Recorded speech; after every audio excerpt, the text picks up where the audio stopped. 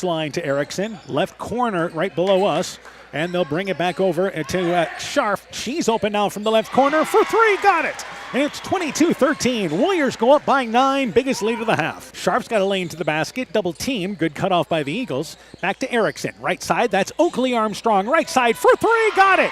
What a start to the second half for the Warriors. An 11-0 run, and they lead by 20. Scharf the rebound. Ahead of the pack is Embretson. Catches it. Lays it up. Lays it in. Fouled. Count the basket. And the Warriors again in transition go back up now by 27. Central used a dominant run to start the third quarter. They suddenly had a 9-point lead that ballooned to 18, and the Warriors on their way. They win by a final score of 57-28. And off the right side, Mason Lone to get it inbounds here now. And on top to Griffin Hammersland. Open right side for three. Got another one. 13-6 and an 8-0 run for the Warriors. Left side, Griffin Hammersland. Hammersland drives in. Right-handed layup up and in. Slicing through the 1-3-1. 22-point lead. Biggest lead of the night for Central. Defensively getting it done tonight.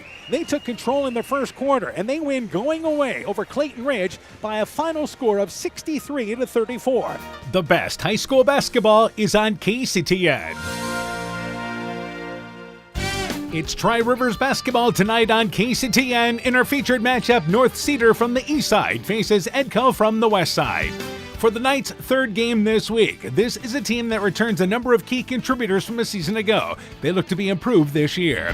The Vikings were sharp in their conference opener with a win over East Buchanan. This experienced team looks to build off that performance.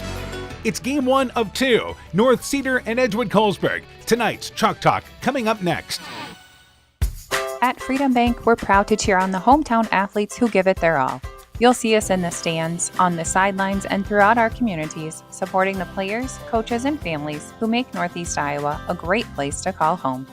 Whether it's on the field or in your financial life, we're here to help you reach your goals.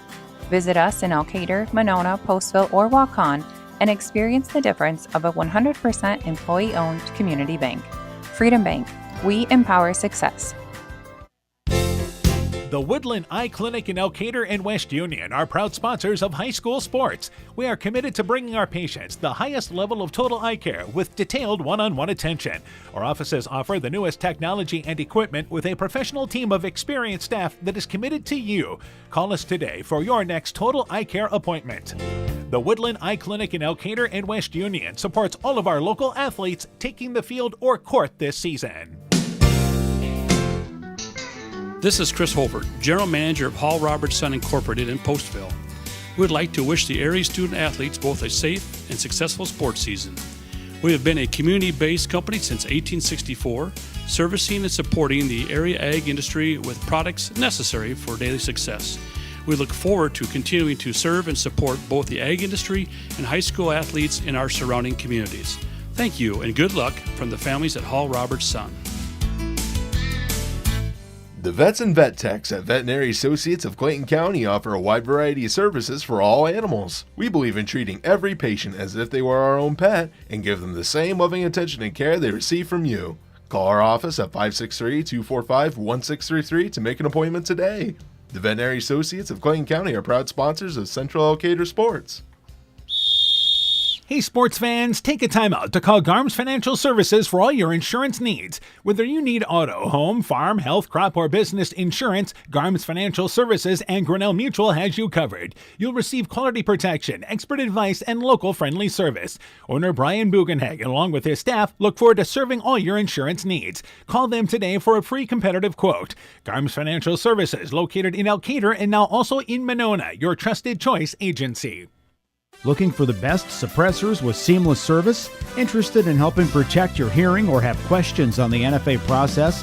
Head to Stronghold Corp, your one-stop shop for premium suppressors and unbeatable expertise.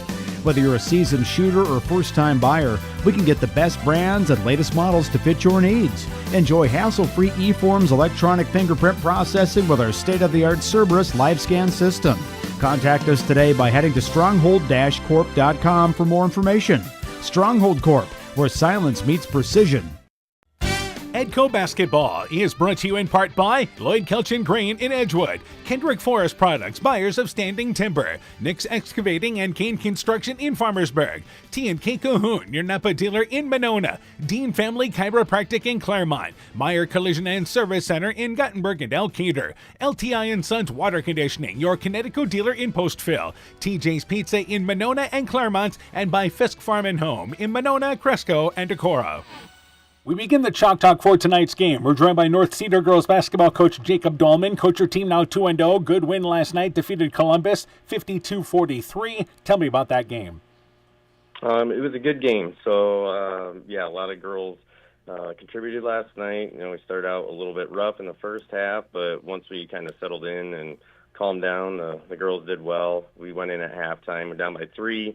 So talked to him at halftime a little bit, made some adjustments, and came out in the third quarter, and we scored 19 points. So that gave us a little bit of boost. It was a close game back and forth, and they ended up pulling out with a win, and love seeing the girls having fun out there, and they were all pretty excited after the game last night. Absolutely. All right, let's go through starting lineup for your team tonight.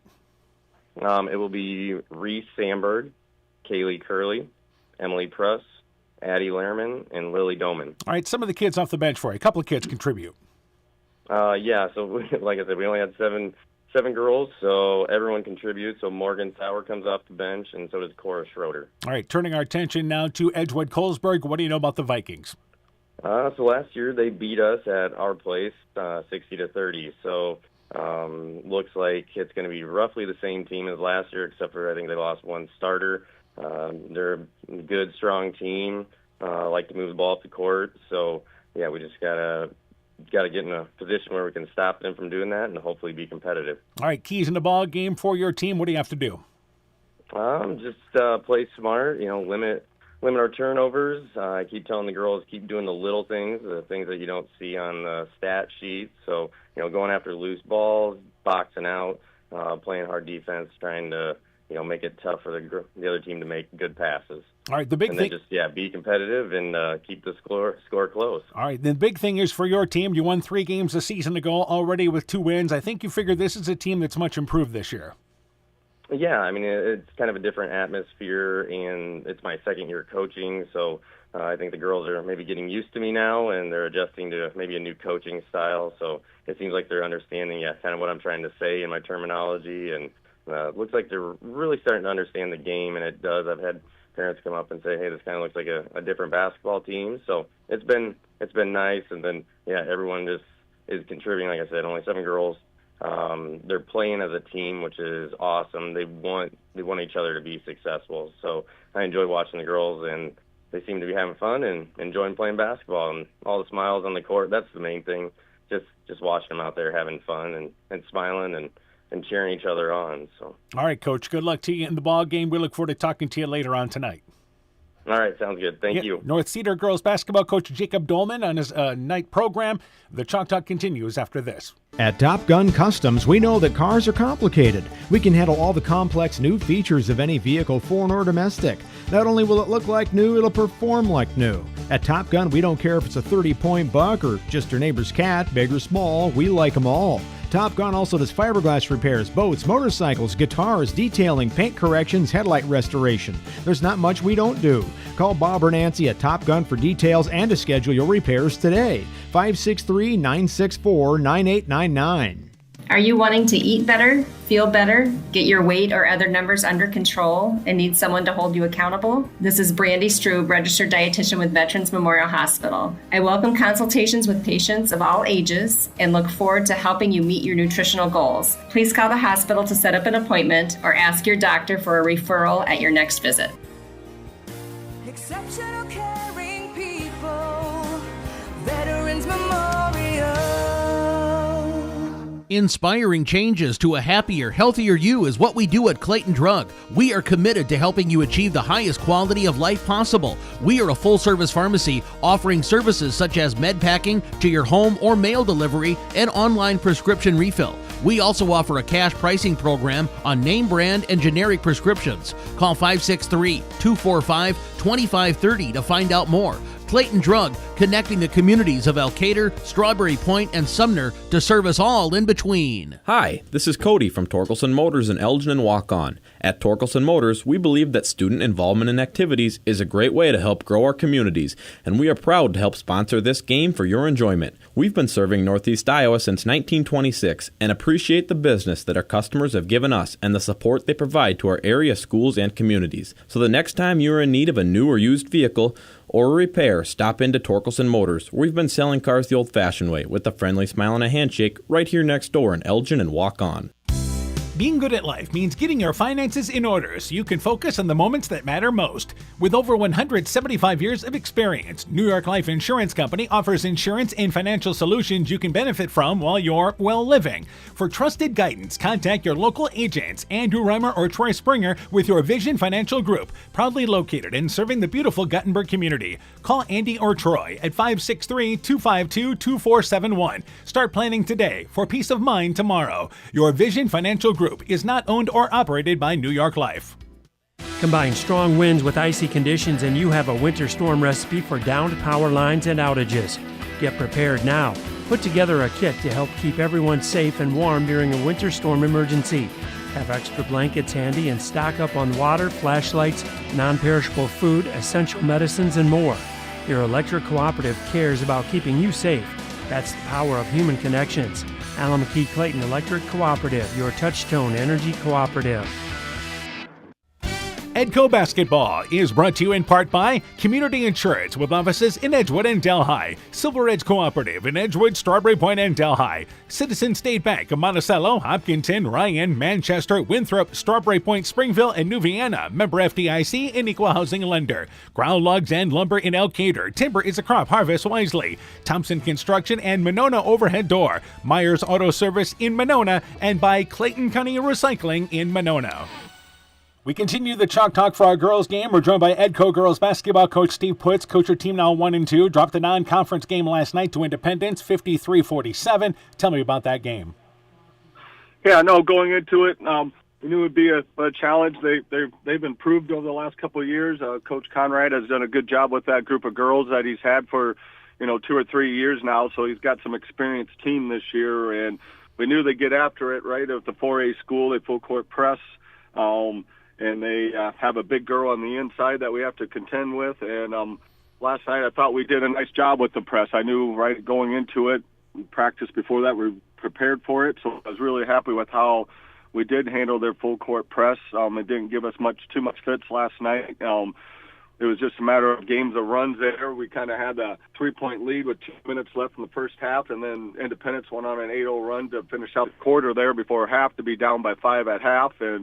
And the second half there, we came out and made some adjustments, and we hung right with them there. We ended up with about 2.5 minutes left in the game. It was a 2-point game there, so we gave ourselves a chance to win. Unfortunately, we had 2 starters that ended up falling out there in the fourth quarter, one early in the fourth quarter and another one later in the fourth quarter, and then short one other starter. So I was really happy with how our bench stepped up last night, and we kind of had to rely on a couple girls off our bench last night to play, and so it was a good experience for them, and it was a good experience at the end there, right, to be in close games against a 4A school and to give yourself a chance to win. All right, starting lineup for your team tonight. Yeah, starting tonight at the guards will be Ava Hofer, Addie Smelzer, and McKenna Hofer, and then we'll round out with Rachel Eckelceder and Lily Boriski. And I know some kids contribute off the bench for you. Yeah, coming off the bench tonight will be Kendall Whitman, Abigail Schilling, and Josie Deers. All right, turning our attention to now North Cedar. What do you know about the Knights?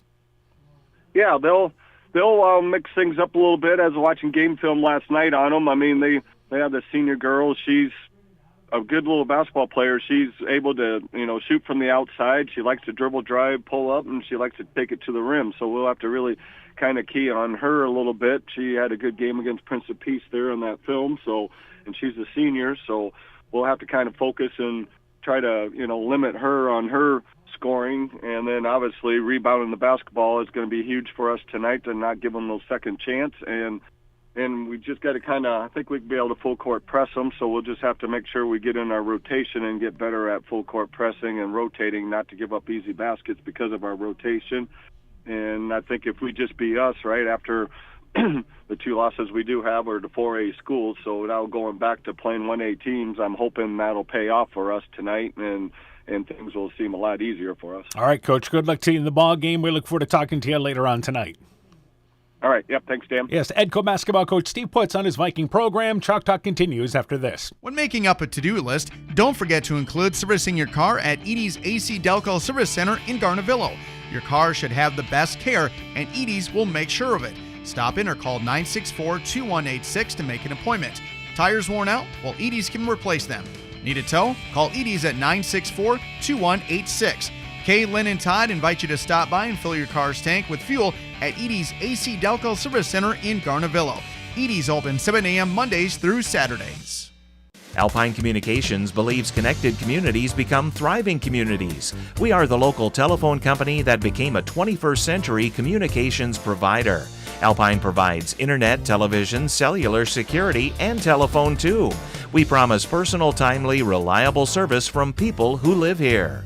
When you choose us, we all thrive. Connect with Alpine Communications today. Click alpinecom.net or call 563-245-4000. Strawberry Building Supply offers all your building materials for residential and commercial projects. Whether you're building from the ground up, remodeling your home, or a weekend project, we have the materials you'll need. We are an authorized Milwaukee dealer for all your Milwaukee tools. Strawberry Building Supply also has everything you'll need for your pets and livestock. Stop into Strawberry Building Supply today at 413 West Mission Street, Strawberry Point, or call 563-933-4579. Hey, Justin Birdnow here from Birdnow Chevrolet in Monona. I want to take a moment to wish all the local athletes good luck during their game. You have worked incredibly hard and it shows during each game. Myself and the entire Birdnow Chevrolet Monona team is wishing you all that you do your best and good luck. Central State Bank provides a complete line of lending services to help you get the best out of life. From home mortgages and equity loans to vehicle and personal loans. We have expert lending professionals who will work with you to provide options to address your needs. At Central State Bank, you won't deal with a branch or department. You'll deal with a banker who is dedicated to you. Central State Bank, member FDIC. Mom, yeah, put that on my to-do list. There is more and more on my to-do list every day. I can hardly keep up, and I have to make sure everyone is paid. But who has time for the bills? You know who can help with that? Who? Cedar Tax and Bookkeeping. They not only do taxes, but specialize in bookkeeping services as well. Has your to-do list gotten too long? Want help? Give Cedar Tax and Bookkeeping a call at 563-245-2154. EDCO Basketball is brought to you in part by Edgewood Convalescent Home in Lincolnwood Assisted Living, Northeast Iowa Sub-Drains in Strawberry Point, Farmer Savings Bank of Colesburg, Elkport Garber, Strawberry Point, Arlington, Elgin, and Wadena, member FDIC, St. Olaf Ag Sales and Service, Culligan Water Conditioning in Elkader, Carr Auto Group online at karautogroup.com, Bacon Concrete in Postville, and by Furniture Showcase in Oldwine, lighting showroom, flooring, furniture, and window treatments. Well, good evening, everybody. How you doing? Dan Barons along with Coach Aaron Hammond. We welcome you to Edgewood in the Edco Gymnasium as the Vikings host North Cedar. Doubleheader tonight. We're the early show with a 6 o'clock start. We turn our attention starting out with our girls game. The Edco girls, they played last night, as did North Cedar last night. But the Edco girls are 1-0 in the conference, by the way. So is North Cedar. Let's talk about first off the Knights. They come in 2-0, won 3 games a season ago. They were victorious over Columbus last night, 52-43. They're short in numbers, but effort is going to be there for this team. They've got 7 girls on the roster. I know last night they only dressed 6. I don't know if they had somebody who was sick, but, you know, they've got seniors, juniors, and just that one sophomore. So they've got some experience out there. They just don't have a lot of depth.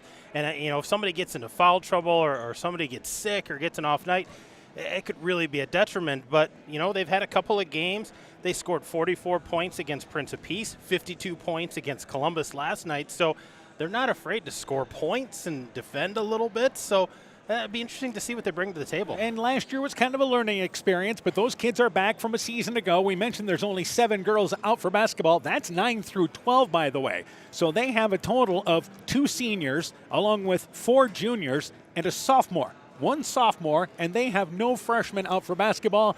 So this is the group here, and you're going to need some girls in the future to step forward, but this team is worried about right now. Well, yeah, you're hoping there's some 8th graders out there, but they can't worry about it right now. They got to just play with what they got, and like I said, they come in 2-0, 1-0 in the conference. I don't think they've played in a gym quite like this, so this is going to be a cool experience for them.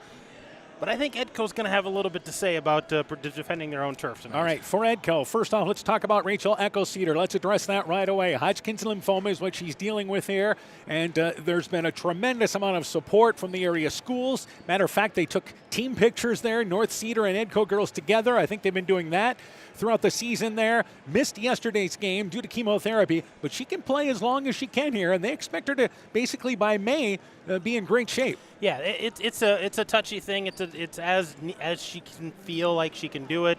Had a round of chemo again yesterday, but every other week she has a round of chemo. But looks like North Cedar's wearing a T-shirt to support Rachel. I know Edco's wearing shirts to support Rachel. The conference has been really big about it. We saw it Central the other night. They're trying to raise funds, so it's a huge, huge thing for her. And she's a pretty humble person when it comes to this situation.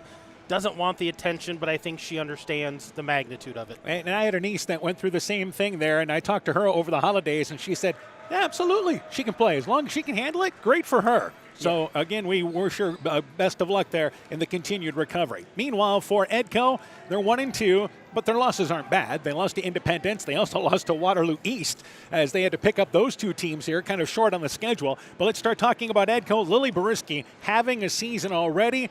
She's got the 28-point trifecta. She's averaging double figures in rebounds, too. Well, and she's got some lofty goals. I actually talked to her in class today, and she's got some pretty lofty goals. I'll leave them for her, but one of them has to do with scoring. So she wants to be a threat all the time, and putting up averaging 28 points already against. They opened with Waterloo East. They played Independence last night. They had a good win, a solid win in the division against East Buchanan. So, she's scoring against good teams. So that's a positive thing for them right now. All right. Now, again, they lost to Ellie Kirby from a season ago, who was their second leading scorer. So some other kids have to step up. And so far, it's been their young sophomores in Ava Hofer and Addie Smeltzer. Yeah, the young sophomores kind of got thrown into the fire last year, had to play a little bit as freshmen, but I think the nerves are probably gone for those kids now. They're comfortable out there. They're getting comfortable with the system, and they know they have a lot of talent around them. Eggle Cedar can shoot from the outside when she's here. McKenna Hofer can shoot from the outside. Addie Smeltzer does a great job rebounding, and Ava Hofer is getting more comfortable handling the ball. And the big thing is about McKenna Hofer, along with Echo Cedar, as they're seniors, well-experienced players for you. They've been playing for a few years now. Absolutely, and I think they were a little hesitant about the scheduling because they lost 2 games with Starmont, lost 2 games with Central City. They don't have girls programs. Alburnette's not in the conference. And Alburnet's not in the conference, so that's why they're playing some of these, obscure schools that normally they wouldn't play. But they understand it's going to make them better in the long run, and they're still competing night in and night out. Yeah, absolutely. When you face a team, and even though Waterloo East in Class 4A isn't maybe one of the best teams in Class 4A, just the fact that they usually have bigger size and more numbers to throw at you. Yeah. So that's always a concern for those teams. A number of other games going on across the area tonight. We'll be following everything from the Tri-Rivers Conference tonight, from the Upper Iowa Conference, I should say, tonight. The other team that we follow in the Tri-Rivers Conference, Starmont, actually has the night off. Their boys played last night. Yeah, and the girls don't have a varsity program, so the boys played. They're off, so it's all Upper Iowa tonight. All right, updates on Clayton Ridge and West Central, North Fayette Valley and Crestwood, Postville and Keyhigh boys. Again, Postville does not have a girls team. MFL Marmac and South Wind. That's kind of a key large school division game in the Upper Iowa Conference. Central playing Turkey Valley. That is a key Class 1A game in the small school side of the Upper Iowa Conference. We'll be following those games throughout the night here, girls and boys action across the area. Meanwhile, we're going to be back here Monday night with Edco and MFL Marmac playing in a non-conference game. They've given us thrilling games the last couple of years, and that is a 5:30 start. Thought I'd give you a heads up on that. 5 o'clock Chalk Talk right here on KCTN FM 100. Again, live video stream on KCTN.com and on the KCTN YouTube channel. All right, let's talk about keys in a ball game. Let's start with North Cedar. Handling the basketball, always a key. Yeah, control that pace. You got to make some shots. It's a bigger gym, so you got to get used to that. And you got to find a way to stop Brisky. And I know that's a huge task, but if you can slow her down or take something away, that's a key for any team playing Edco this year. And one thing that Edco may see, not necessarily tonight, but they may see box and one put on by some teams as the season goes on. Well, they might see a triangle and two with both of them on her. So she's going to see that by the end of the year. And for Edco tonight, they got to handle the pressure. I think, North Cedar's going to put a little pressure on them. They got to rebound, get those second chance points, and they got to shoot free throws better. They had a rough night at the free throw line last night against Independence. Yeah, and again, playing back-to-back nights, both these teams, so that's not an issue. Both teams had very competitive games last night, and they're ready to bounce back for this matchup tonight. So we're ready for the starting lineups. Our public address announcer is Kevin Ellsbury. Let's go courtside now with the starting lineups for our game. Looks like he's ready to go. He's checking things over. It's him. Welcome to Edgewood-Colesburg High School for this basketball game between the Knights of North Cedar and your Edco Vikings.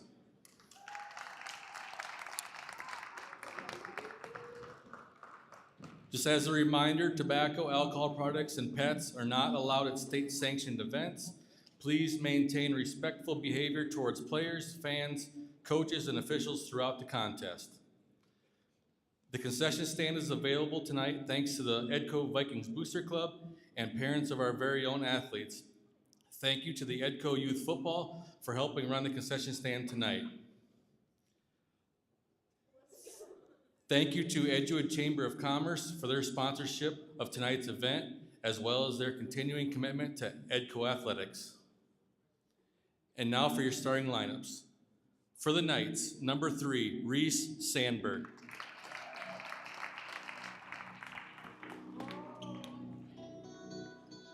For the Vikings, number 10, senior Lily Brisky.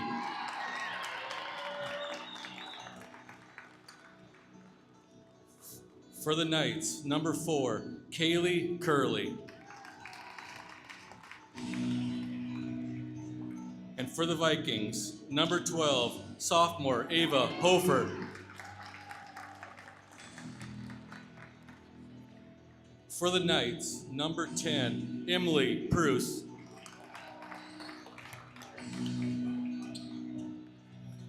For the Vikings, number 14, sophomore Addie Smeltzer. For the Knights, number 21, Addie Lehman.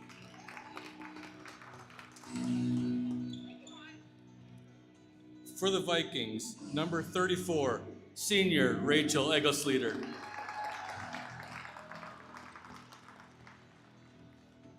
For the Knights, number 31, Lily Dahman. And for the Vikings, number 40, senior McKenna Hofer. The Knights are coached by Jacob Dahman and Jenna Searing. The Vikings are coached by Steve Putz and assisted by Brooks Egglesleiter. Tonight's officials are Isaiah Langlois, Keith Koopman, and Luke Denser. There you have it. Starting lineups, opening action coming up from Edco after this. Edgewood Automotive Repair Shop, tire dealer, and 24/7 towing service. We offer full service work on all autos and semis. Our highly skilled mechanics provide quality workmanship and will get you back on the road in a timely manner. Check out our current tire rebates by calling 563-928-7333 or stopping into Edgewood Auto and Towing for complete terms and conditions. Epic Wear. Get personalized clothing for your school, your team, family, friends, business, or any event.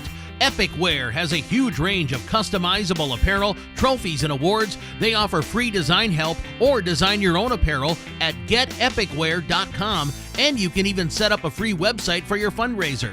Epic Wear, walk on. Call 563-568-2301 to place your order today. NEAT is connecting more and more homes and businesses to reliable, fast broadband internet in Northeast Iowa. NEAT's fiber optic network has expanded and is now offering speeds up to 1 gig in and around Monona, Luena, St. Olaf, Farmersburg, Postville, and surrounding rural areas. NEAT Fiber provides high-quality internet, television, and telephone services at the speed of light. For more information on how to upgrade your speed and services, visit NEITEL.com or call today 877-638-2122. Edco Basketball is brought to you in part by Bloom's Flowers Gifts and More in Edgewood, J&J Land Solutions in Edgewood, Rockaway Appliance and TV, the home of quality service with the lowest price guaranteed in Prairie du Chien, Waukon, Decorah, and Viroqua, by the Luena Savings Bank, member FDIC, and Norby's Farm Fleet in Northeast Iowa. Welcome back once again to Edgewood for our ball game tonight. Yes, the Edco alumni band playing tonight, joining in. Yeah, community pep band tonight, so anybody who wanted to come in, they practiced for about 45 minutes beforehand, threw it all together, did a great job. Yeah, sound pretty good. North Cedar, by the way, wearing their away black bottoms and tops. They have the white trim, Knights across the front of their jersey. Edco, they have the black trim on their shorts, white bottoms and tops. Edco there in black with the yellow trim. Beriski to jump it up for Edco, and it will be Curley to jump it up for North Cedar. She wins the tip into the backcourt, and this game is underway. So North Cedar will come out here and face Edco in a 2-3 zone. Meanwhile, top of the key for three. Shot being eyed there by Lehrman. It is no good. Edco gets the rebound. Right side, Beriski. Beriski goes down low and now gets it back on a feed from that time Ava Hofer. Banks it up and in, and there's your first basket of the ball game. It is Lily Beriski scoring down low. And a little pressure here out of the Vikings. A little 1-2-2. Try to slow down the Knights. And Beriski will play the top of that. Sorry we missed the first play there. We weren't prepared for our camera operator yet, so we're a little bit behind. Meanwhile, number 4. Back to action is Pruss after the shot taken by Curley. No good. Pruss got the rebound underneath. There's a foul called on Edco. That's our first whistle of the game. Yeah, that's going to be on the floor, so Edco's going to have a chance to reset their half-court offense here. And they'll take it off the right side of the basket, North Cedar will. And they work it on top here now to Pruss. Pruss right side to Lehrman. Lehrman drives baseline, takes a contested shot. She was bothered there by Beriski. Also there as well was Echo Cedar defensively. Meanwhile, a scramble on the court as McKenna Hofer hits the floor along with Lehrman, and it is a jump ball, and the Vikings will get it back on the possession rule. Yeah, and looks like North Cedar's going to drop back, set up that half-court offense. Looks like they're going to set up girl-to-girl right here. And again, in the offensive end, it is going to be Ava Hofer. Left side to McKenna Hofer. Edco with McKenna Hofer drives, stops up at the free throw line. 15-footer. It is good. Found the opening space a minute in, and the Vikings quickly lead 4-0. Yeah, bang, a couple of baskets, and a good stop on defense. And offensively across the timeline, good job by North Cedar, I should say, handling the pressure, but there's a reach-in foul committed by Edco out of that zone. So they extend things defensively. They drop back to the zone, and the foul is committed there. The second whistle against Edco as a team, and I believe it was committed there by Smelter, number 14. So, inbounds, North Cedar try to work it into the corner. There's Addie Smelter disrupting the play in the corner, goes out of bounds, and North Cedar will just move a little bit further down the baseline on the left side to take it inbounds. Yeah, they'll have to reset a little bit, but probably running the same set here. And at the elbow area, now to Curley. Curley, right side, eyeing the three, and now taking the three is Sandberg. She took a step back to the left towards the top of the key, left the shot short, and the rebound into the hands of Ava Hofer. Vikings back offensively, left side to McKenna Hofer. And McKenna Hofer goes off a pick once again. Stops, pick and roll. Nice feed to Beriski on the left block. Up and in. Led well there by McKenna Hofer. 6-zip the score. And on the inbounds, Ava Hofer knocks it away. North Cedar gets it back. That's a pretty little set they run there. A lot of attention given to Beriski. And so McKenna Hofer the first time comes off that screen, drains it. Second time, nice little dump pass. Right side inbounds. North Cedar able to get it ahead to Lehrman. Lehrman ahead of the pass. Peck, I should say, drives in. Little layup. It is up. It is no good, but fouled. Trying to draw the charge. Getting back defensively with Smelter. That's the second foul on Addie Smelter, and a bit of a concern now for the Vikings. Yeah, and, she felt like she had gotten back there, but official says different. So she's playing with 2 fouls. They're going to have to go a little deeper into their bench here. And at the free throw line, once again, is Lehrman. Free throw, it is short. She'll get another opportunity. First substitution of the night for the Vikings. Addie Smelter will check out, and they will bring into the game number 42, and that will be Kendall Whitman, who is a junior, making her first appearance of the ball game. Lehrman back to the free throw line, trying to get North Cedar on the scoreboard. Second free throw on its way, leaves that one short. Rebound, nice box out by Ava Hofer at the free throw line. Hofer into the offensive end and called for an offensive foul as she had the forearm extend just a bit, guarded by Doman across center court. Called for pushing off. That's the fourth foul on Edco, and we haven't even played 2 minutes yet. That means North Cedar's got a lot of free throws if they could take advantage of it, and Edco's got to clean up the defense. Edco, by the way, defensively now going to more of a 2-3 zone look, actually a 1-3-1 type look almost.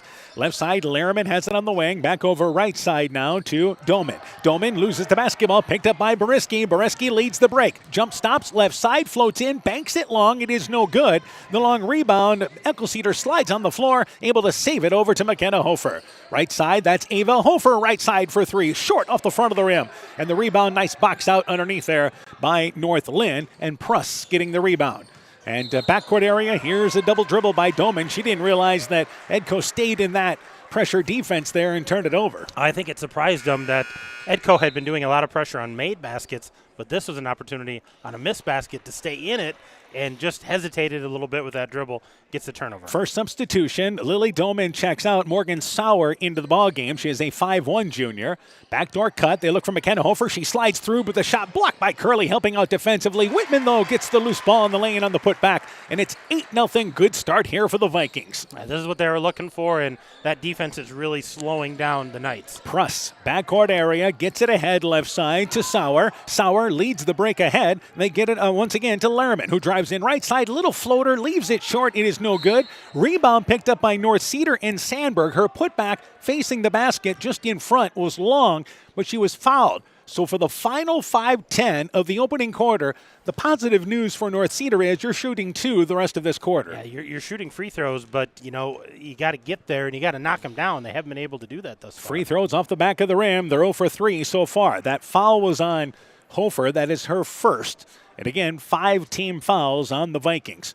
So Edco is going to have to adjust to how this game's being called. Second free throw, it is good. And Sandberg on the board there for North Cedar, and the score 8-1. Sideline break, Cedar, and a good job by North Cedar getting back defensively.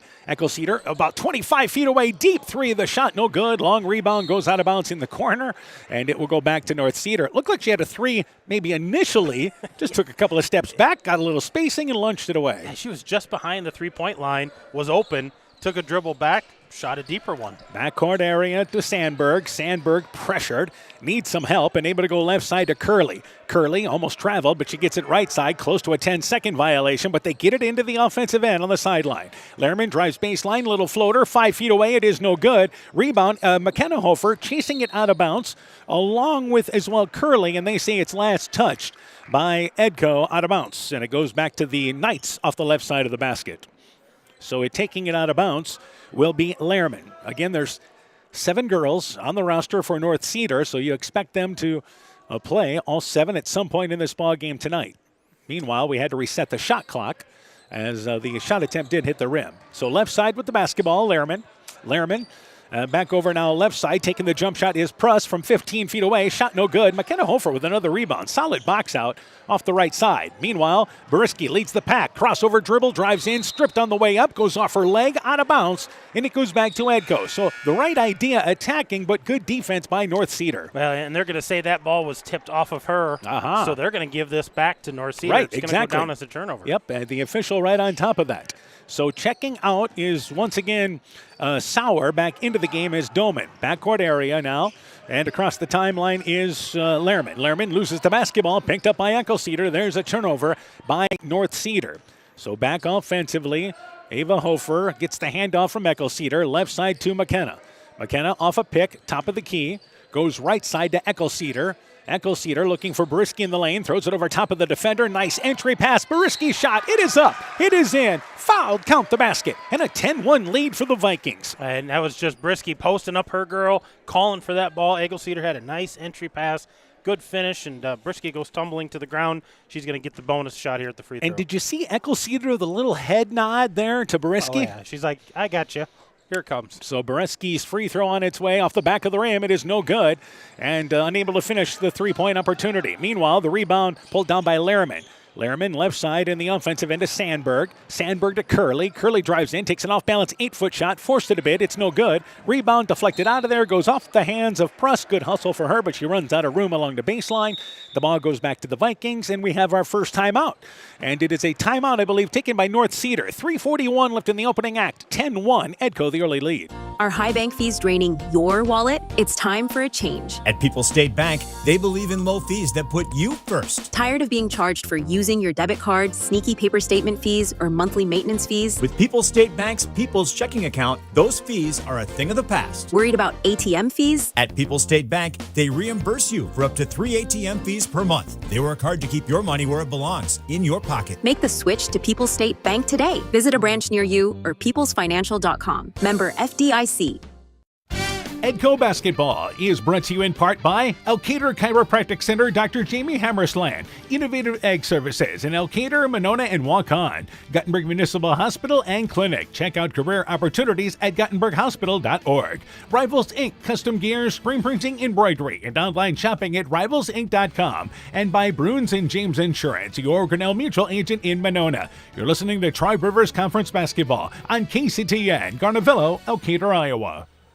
Welcome back once again here to Edgewood. 10-1 Edco. This is the start they were looking for. North Cedar going to change things up defensively now. That timeout all about going to a 2-3 zone. Yeah, they're setting up in that 2-3, going to give it a different look because they haven't been able to keep up with that screen and roll off of the girl-to-girl. So across the timeline, it will be Addie Smeltzer. Smeltzer left side to McKenna Hofer on the left wing. Back over right side and left wing, McKenna Hofer. She's open. Left side for three. Leaves it short off the side of the rim. Ball touched by Whitman. Goes off the hands of Whitman out of bounds. And it will go back to North Cedar. So now the Vikings, instead of pick and rolling and setting up their offense, they're going to have to be patient in the half court. Yeah, they're going to have to find those gaps, look to attack maybe off the dribble. Inbounds, they work it again to Lehrman. Lehrman, left side to Pruss in the offensive end. They bring it to Sandberg. Down in the lane, good post-up position by Pruss. Her shot no good, hit the side of the backboard. Sieves it in the corner. That's Doman, left corner for three. Got it. First field goal of the game comes at the 3:10 mark of the opening quarter, and Edco leads 10-4. Yeah, that was a nice shot there by Dolman off of the offensive rebound, so second chance opportunity. Eckel Cedar, right wing area, cross-court pass to McKenna Hofer. Top of the key, right wing now to Eckel Cedar. She'll take the three on the right wing, off the back of the rim. Shot no good. Boriski gets the rebound, slides right in, and kisses it off the glass off the right side, and the Vikings go by 8. And again, backcourt area, Pruss, right sideline in the offensive area to Curley.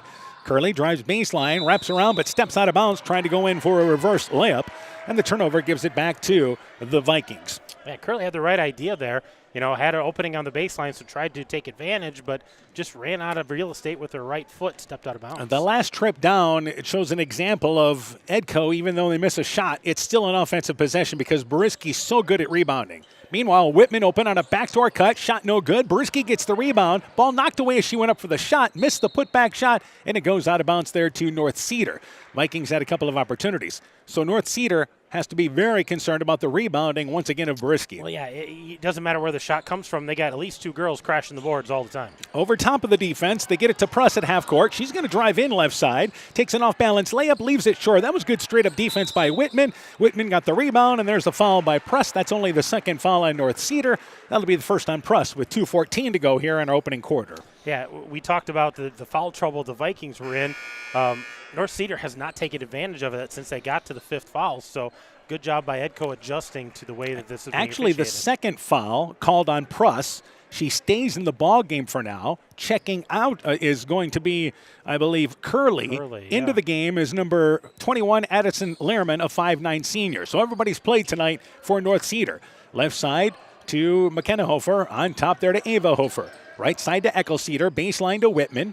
Whitman, right side to Eckel Cedar. She'll take a three, right wing, got it! 11-point lead for Edco at 15-4. Eckel Cedar in the scoring column. That was a nice open shot, had her feet under her, knocked it down. The backcourt area to Sandberg. Sandberg beats the pressure, drives in right side. Nice step move driving in, but misses the floating layup. Eckel Cedar tipped out the rebound, out of bounds off the left side. It'll stay down here with North Cedar. So you want to make Edco perimeter oriented, but your concern then is, do they get hot from the outside? but I guess she'd rather have them taking a longer shot than pick and rolling to the bottom of the basket. Meanwhile, top of the key, here's a three launched by Schroeder. Shot is no good, and the rebound pulled down by Cedar. She was open at the top of the key. One and done that time for the Knights. 90 seconds left in the quarter. Whitman, right wing, back over, left wing area now to McKenna Hofer. Cross-court pass to Cedar, has a lane, drives in from the right side, misses the driving layup, though. Tough angle to hit that shot. Rebound pulled down by North Cedar, and here's a reach-in foul by McKenna Hofer. 65 feet away from the basket, and that will be 2. It is only the 6th foul, though, so to be honest with you, they've went nearly 5 minutes without picking up foul number 6. Absolutely. They did a good job of not picking up that foul, but that's going to be 2 on Hofer. So now McKenna Hofer with 2, Addie Schmelzer sitting on the bench with her 2. So some foul concerns in this first quarter for Edco. And to the free throw line is, once again, Sandberg, and the free throw is good. Curley, by the way, coming back into the ball game, and Pruss checks out. So 15-5 is our score, and the second free throw being eyed here with, again, the youngster in Sandberg. I say that, she's a senior, 5'4", and this is a team with not a lot of size. Curley at about 5'11". Second free throw on its way, and it is good. Sandberg makes them both, and the Knights back within 9. Meanwhile, into the game is number 22, Josie Deers, a freshman, ahead of the pack. They get it down low. Nice roll to the basket. Launched there by Boriski. Shot no good, but fouled as she drove in right side on a good job by the Vikings pushing tempo down the court. Yeah, Josie Deers is a freshman in there, and this is because of the foul trouble with both Hofer and Schmelzer. So that's why she's in the game to help handle the ball. And one thing we know about Edco, they've got confidence in their young guards. Free throw by Boriski. It is good, and it's 16-6. Edco leads there back by 10. Vikings scored the first 8 points of this ball game, and they've been in control since. Second free throw being eyed by Boriski, and that free throw on its way along. Kicks to the left side. Whitman able to track it down in the corner. They keep possession. Deers looking in the lane for Boriski. Knocked away, but Boriski saves it back to Whitman. Whitman takes a shot from the left block. It is too strong. Shot no good. And the board pulled by Schrader off the right side. So back into the offensive end is Sandberg. Inside a minute now left here in our first half. Again, it's 1-3-1 by Edco defensively. And to left side, losing the ball for a minute is Dolman, but able to regroup. She'll bring it left side now, and Hex to work it right side now to Lehrman. Lehrman, right wing, plenty of time on the shot clock. They want to be patient, and they work it back over the right wing. Lehrman looking in the lane. Curley on the right block, double team, contested, kicks it out of there, actually traveled, switch pivot feet. So good defense on the interior there as Edco double team down low. Yeah, they try to go inside there to Curley, and had a girl on the baseline, and she turned towards the middle. There's another girl there, and shifted her feet. That's what got the turnover. 10-point lead right now for the Vikings. Again, North Cedar just dropping back straight in the 2-3 zone. Shot clock is off, by the way. Deers, left wing on top to Ava Hofer. Right side to Cedar. Cedar back left side to Deers. Deers to Ava Hofer. Right wing, Cedar open. Right side for 3. Graces the front of the rim, but Boriski there for the rebound. Put back up and in. Right place, right time. They lead by a dozen now. And Edco falls back out of the girl-to-girl pressure defense. They'll work it to Sandberg. Sandberg, half-court heave on its way. Banks it to the right. And the opening quarter comes to an end. Edco a good start, leading 18-6. Let's take this break. Scooter's Coffee in Manchester offers a variety of coffees, smoothies, blenders, and breakfast food products served all day long. Scooter's Coffee offers fast and friendly service, too. In a hurry? Use the Scooter's Coffee app to order, pay, and earn rewards. Simply stop at the drive-thru window and pick up your order. Scooter's Coffee is open Monday through Saturday, 5:30 a.m. till 8 p.m. and Sunday, 6 a.m. till 8 p.m. We look forward to seeing you at Scooter's Coffee in Manchester. Edco Basketball is brought to you in part by Lloyd Kelchin Grain in Edgewood, Kendrick Forest Products, buyers of standing timber, Nick's Excavating and Kane Construction in Farmersburg, T&K Cahoon, your Napa dealer in Monona, Dean Family Chiropractic in Claremont, Meyer Collision and Service Center in Gothenburg and Elkader, LTI & Sons Water Conditioning, your Connecticut dealer in Postville, TJ's Pizza in Monona and Claremont, and by Fisk Farm and Home in Monona, Cresco, and Decorah. We played one quarter, 18-6. Edco scored the first 8 points. They lead by a dozen. What do we have shooting in the first quarter? For the Vikings, they are 8 of 19, but 7 of 13 from the field, 1 of 6 behind the arc, only 1 of 3 from the free throw line, just 2 turnovers for the Vikings. For the North Cedar Knights, they are 1 of 14. They hit that 1 3-pointer out of their 5 attempts, 0 of 9. Otherwise, 3 of 6 from the free throw line, so had some opportunities there, but some points left out on the court. And this is a team that's going to have to take advantage of any type of an opportunity they can get from the free throw line. So to start the second quarter, it will be Doman. Also out there as well will be Sandberg. They have actually Lehrman out there along with Curley, and the fifth player out there is Schroeder. So across the timeline, they work things offensively. Edco again playing 1-3-1, and playing the top of that 1-3-1 is going to be Ava Hofer. Meanwhile, North Cedar tried to work into the corner. They throw it away. For the Vikings, Eckel Cedar, Beriski out there also as well. It will be into the game, number 44, Abigail Schilling, a junior, to start the second quarter. And you have Deers out there along with Ava Hofer. There's the 5 and a 12-point lead for Edco. Eckel Cedar on top, Ava Hofer, left wing to Deers, back over to Hofer. Hofer right side to Eckel Cedar. And trying to work free in the post area is once again Beriski. Gets the entry pass on the right block, spins, takes the shot over her left shoulder, banks it long. Deers there, but misses the putback as it banks off the left side, and the rebound knocked away out of bounds. Last touch by North Cedar. Vikings keep possession down here. Yeah, but a good couple of good looks down low and not able to put that in. They need to make those shots and extend this lead. Absolutely got the ball where they wanted to. Eckel Cedar on the inbounds, rolls to the corner. 3 is aired out, goes off the hands of, once again, the right side there by Schilling, and it goes out of bounds, and it will go back there to the Knights. So the nice inbounds play running, but long on the shot. Yeah, just not able to knock that down and not expecting that rebound. Got to get hands up on those rebounds. Doman, left side, high post area to Schroeder. Schroeder brings the ball down, nearly tied up, but she's able to get it back there to Doman. Doman right side now, and again try to work it in the lane to Schroeder towards the top of the key, and the ball knocked away by Ava Hofer. There's another turnover by the Knights. Deers left wing with the basketball, baseline to Schilling. Schilling, bounce pass to, again, Beriski. Turnaround post-up shot from just off the left block. Nice spin move towards the baseline. 14-point lead for the Vikings. Beriski hits the jumper. Well, and she can leap so much. So on the wing, defensively, she's so dangerous. You just can't throw over her. Lehrman brings it along the baseline right side. Back out on top with Doman. Doman to Schroeder. Ball knocked away, but tracked back down. And they work it on the right wing now. And left side open. Doman, left side for 3. Got it. So Doman's hit a couple of threes, which has really helped out North Cedar offensively. Yeah, she's been kind of the spark in their offense. They need to find her an opening a little more. So 20-9 is our score. Vikings lead by 11. 6 minutes left in the half. Eckel Cedar, right wing, open again. Step behind the arc. It's off the back of the rim. Shot is no good. Beriski saves the rebound back to Deers. Vikings possession. Back left side. Ava Hofer for 3. Got it.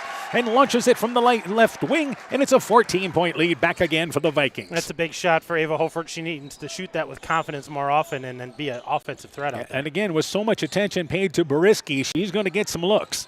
So with it, left side is Lehrman. Lehrman tries to go right side, intercepted by Beriski. Beriski will lead the break. Crossover dribble, has the ball knocked away into the hands of Ava Hofer. She misses the layup. Deers there for the cleanup, and she's able to put it in over the front of the rim. It rolled to the back and goes through. This is the biggest lead of the night right now for the Vikings at 16. Quickly on top, Lehrman. Lehrman to Sandberg.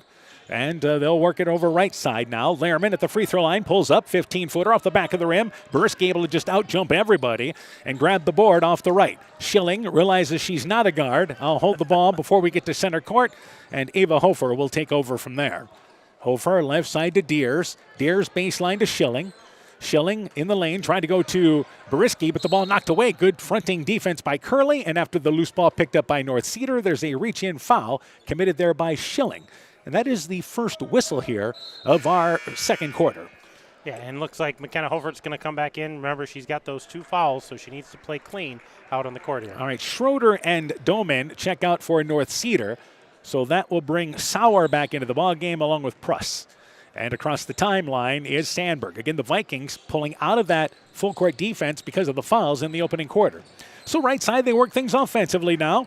And it is again Lehrman. Lehrman, baseline area to Curley. Curley gets a step by, goes in for the reverse layup. Covered. Left side, that's Sauer open on the left wing for 3. Right wing, gets a couple of bounces to the right. Gets the hometown bounce on the road. And it's 25-11 as that falls through. Yeah, friendly bounce there, rattled around and crawled in. And a good open look there on a nice feed. Here's Eckel Cedar, deep 3 right side off the front of the rim. McKenna Hofer slides in, gets the weak side rebound, rolls to the right, puts it off the glass. Vikings living large on the offensive glass. Halfway through the second quarter, they lead by 16 again. And back over is Sauer. Sauer baseline Curly, I should say. 17-footer, shot no good. Ava Hofer, another rebound off the left side. However, she throws the ball away. Staying down there defensively was Pruss. Pruss knocked it away. Able to score the layup off the turnover. And they get a quick basket, 27-13. Just need to be a little stronger on those rebounds, not let them get those cheap takeaways. Echo Cedar, right side, underneath, wide open. Schilling on the right block, plays Annie over. But there for the weak side rebound is again Boriski. Off the glass, it is good. 29-13. That must be her third offensive putback. She's got a nose for the ball and goes right to the spot where the rebound should come if they miss and puts it right back in. Sandberg to Sauer. Back over left side to Pruss. They're working on the wing. 3-point shot launched there by Larriman. No good. And again, McKenna Holford has that seal on the right side to grab the carom. Back offensively, Ava Hofer running the court. Boriski. Bounce pass. Nice feed to Schilling, and Schilling bumped from behind, and not a bad foul. Larriman realized she was beat position-wise and just reached in from behind to avoid the easy basket. Yeah, there's no doubt that Abigail Schilling was going to put that in, no problem. She had nobody between her, and just the bump from behind took her off of her balance. Let's make the Edco Vikings reset here on the right side of their basket. Whitman back into the game as Schilling will check out for Edco. 3:09 left in the half. Echo Cedar will take it on the baseline off the right side of the basket. Right away into the corner here. Back out on top to Hofer. They look to set a backside screen. Echo Cedar gets it. Step behind the arc. Left side for three. Got it. 32-13. Biggest lead of the night for the Vikings. Well, we knew Edco was going to be favored in this, but they're doing a nice job defensively, keeping North Cedar from able to do anything on their offensive sets. And working it back out on top here now is Sandberg. Sandberg left side to Lehrman. Lehrman drives baseline, pulls up, 15-footer off the back of the rim. It is no good. Rebound deflected into the hands of Pruss. And Pruss finds herself covered on the baseline, needs some help, but able to go back out on top to Sandberg.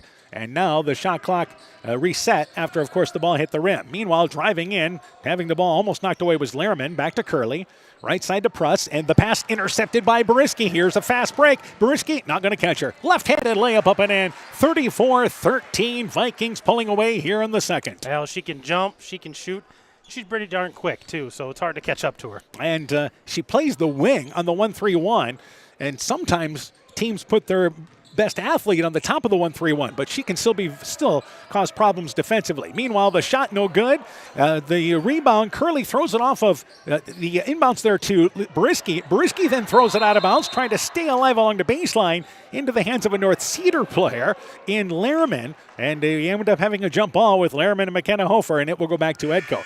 Two girls, I don't know if I've ever seen that, saving it along the baseline, throwing it off the other girl, but it didn't go out of bounds. Well, the one got thrown off of Boriski, but she caught it. Yeah. But she lost her balance, so she's like, I got to do something with this. Throws it off another girl. She caught it. She goes, I'm going to try to shoot this. And then it just turned into a mad scramble. So Ava Hofer across the timeline, left side to McKenna. Right side, Echo Cedar, open, right wing for three off the side of the rim. But with the rebound is Whitman, put back up and in from the right side. 36-13, and here's a quick 9-0 run by the Vikings. 90 seconds left. Left side, Doman open. Left side for three. Got it again. Doman has been much of the offense tonight. Yeah, she's got 9 points, almost in double figures. All of them three-pointers. 36-16 now our score. Right wing area to Echo Cedar. Echo Cedar drives baseline. And now reverse layup. Nope, no good. Aired it out. Whitman the rebound. Put back up and in. Again, another offensive possession. Another rebound. A minute to go in our half. It's a 22-point lead. And they just haven't slowed down. The defense fueling that offense. The offense continuing to crash boards. And right side it is Sandberg. Sandberg cut off in the elbow area. Right wing area to Curley. Curley drives in. Wraparound pass. Doman just inside the three-point line. 19-footer. It is no good. McKenna Hofer grabs the rebound off the weak side. She has gotten most of the rebounds off that weak side tonight. Ava Hofer back offensively. McKenna back over to Ava. Left wing to McKenna Hofer. And they go right wing. Echo Cedar open. Right side launches another three off the front of the rim. Shot no good. McKenna Hofer comes in, helps keep the ball alive. She got a hand on it on the errant shot, but it goes out of bounds off of Pruss. And it will stay down here with Edco. McKenna Hofer checks out. Addie Smeltzer back into the ball game. That's players that each have 2 fouls switching off. Yeah, I think that was a good move there, getting Hofer out of there. Kind of surprised bringing in Schmelzer in this situation. Edco, by the way, only 1 foul this second quarter. Much better since that early barrage in the ball game. Ava Hofer with it. Right side to Addie Smeltzer. Shot clock is off, but the Vikings look for the first good look, and there it is with Boriski. Post-up shot just falls off the rim, and the rebound lost out of bounds, and it's going to stay down here with Edco. Boriski had a good look, and it fell off the back of the rim, rolled off, but they keep it alive with the hustle of Whitman. Yeah, rare miss there, Bariski. Point blank like that, she's usually pretty automatic. 20 seconds to go in our half. Inbounds to Bariski. Bariski tipped back to Addie Smeltzer, and then we've got a reach-in foul committed by North Cedar. That is only their second foul of the second quarter, and 17.9 seconds to go in the half. And Edco will try again from the left baseline area. Different set here. We're going to go 4 out this time. And on the left side, they'll try to get it to Echo Cedar behind the left wing. She drives at the elbow, right side to Eddie Smeltzer, back over on top to Echo Cedar. Left wing thrown behind Ava Hofer. 10 seconds to go here in the half. Left wing area to Whitman in the lane. Bariski slides to the left block, misses the layup though. Eddie Smeltzer the rebound. In the middle of the lane, feeds it back to Whitman. A loose ball on the court. Whitman gets the shot off, but not in time. Leaves it short. It wouldn't have counted anyway. Well, Vikings had a good start to this ball game, led by a dozen early. They now lead by 22 at the half, 38-16. When we return, our first half stats. You're listening to high school basketball on KCTN, Garnavillo, Elkader, Iowa. Northern Country Co-op and Viafield are now Nexus Cooperative, your full-service ag partner, supplying all your agronomy, energy, feed, grain, and lumber needs. Our highly knowledgeable and experienced team utilizes the latest technology in feed manufacturing, agronomy services, precision ag, plant and animal nutrition, energy products, and grain marketing to keep our customers ahead of the rest. Stop in today at any of our 26 locations across northern Iowa and southern Minnesota, or visit us online at nexus.coop. This is Dr. Jessica Wilkie, along with Dr. Foey, Dr. Bruner, and our staff here at Family Dentistry Associates of Monona. We are honored to sponsor winter sports and activities for the area schools. We're here to help keep those smiles healthy by providing all areas of general dentistry for children and adults, including same-day crowns, Invisalign, dentures, and implants. We thank our patients for their loyalty for the last 40 years and welcome new patients to join our dental family. Call us at 563-539-4651. Stronger, farther, faster. It all starts with good nutrition. Clayton County Farm Bureau is proud of our livestock farmers who provide high-quality protein needed to fuel our young athletes. The ultimate pre- and post-game fuel-up can be found in meat and dairy foods grown right here. Meat and dairy are natural sources of essential vitamins that support health, energy, and performance. We know our student athletes are the real deal, and Iowa's livestock farmers are committed to helping them reach their goals. To learn more, visit realfarmersrealfoodrealmeat.com. When I started out in the car business, my dad gave me some good advice. Hi, it's Forrest Brown with the Browns family of dealerships. What my dad told me is when you sell someone their first car, you need a good sales department. But if you expect to sell them their second, third, and fourth car, you better have a great service department. Visit any one of the Browns family of dealerships in Guttenberg, Elkader, West Branch, or Victory Ford in Dyersville and find out why Browns is your hometown dealer, no matter where your hometown may be. At Freedom Bank, we're proud to cheer on the hometown athletes who give it their all. You'll see us in the stands, on the sidelines, and throughout our communities, supporting the players, coaches, and families who make Northeast Iowa a great place to call home. Whether it's on the field or in your financial life, we're here to help you reach your goals. Visit us in Elkader, Monona, Postville, or Waukon and experience the difference of a 100% employee-owned community bank. Freedom Bank. We empower success. Edco Basketball is brought to you in part by Community Insurance with offices in Edgewood and Delhi, Silver Edge Cooperative in Edgewood, Strawberry Point, and Delhi, Citizen State Bank of Monticello, Hopkinton, Ryan, Manchester, Winthrop, Strawberry Point, Springville, and New Vienna, member FDIC and equal housing lender, Ground Logs and Lumber in Elkader, Timber is a crop, harvest wisely, Thompson Construction and Monona Overhead Door, Myers Auto Service in Monona, and by Clayton County Recycling in Monona. At the half, 38-16, Edco leading here against North Cedar. We have another score, and again, we're the early show tonight, but North Fayette Valley is at Crestwood. Crestwood leads 14-9 at the end of the first quarter. Meanwhile, the Vikings, led by a dozen at the end of one, they outscore North Cedar 20-10. They've just gradually pulled away and have a 22-point lead. Let's go to the stats. First off for the Vikings. For the Vikings, they're led by Bariski. She's got 17 points. Kendall Whitman was 6. Rachel Eichelceder was 6. 4 points for McKenna Hofer. 3 points for Ava Hofer. 2 points for Josie Deers off the bench. So 38 points tonight in the first half for the Vikings. They shot 43% overall. They were 3 of 13 behind the arc, but 14 of 27 from the field otherwise. That's 52%. and only 1 of 3 from the free throw line. All of those in the first quarter. They didn't shoot a free throw in the second quarter. Yeah, we only had a total of 3 fouls called in the second quarter as both teams certainly adjusted. Meanwhile, for North Cedar, it has been Lily Doman leading them. Yeah, Doman's got 3 threes, so 9 points for her, the junior leading the way. 3 points for Reese Sandberg. Morgan Sauer with 2 points, and Emily Pruss with 2 points. So 16 points for the Knights. They only shot 20% there in the first half. 3 of 8 behind the arc. That's 38%.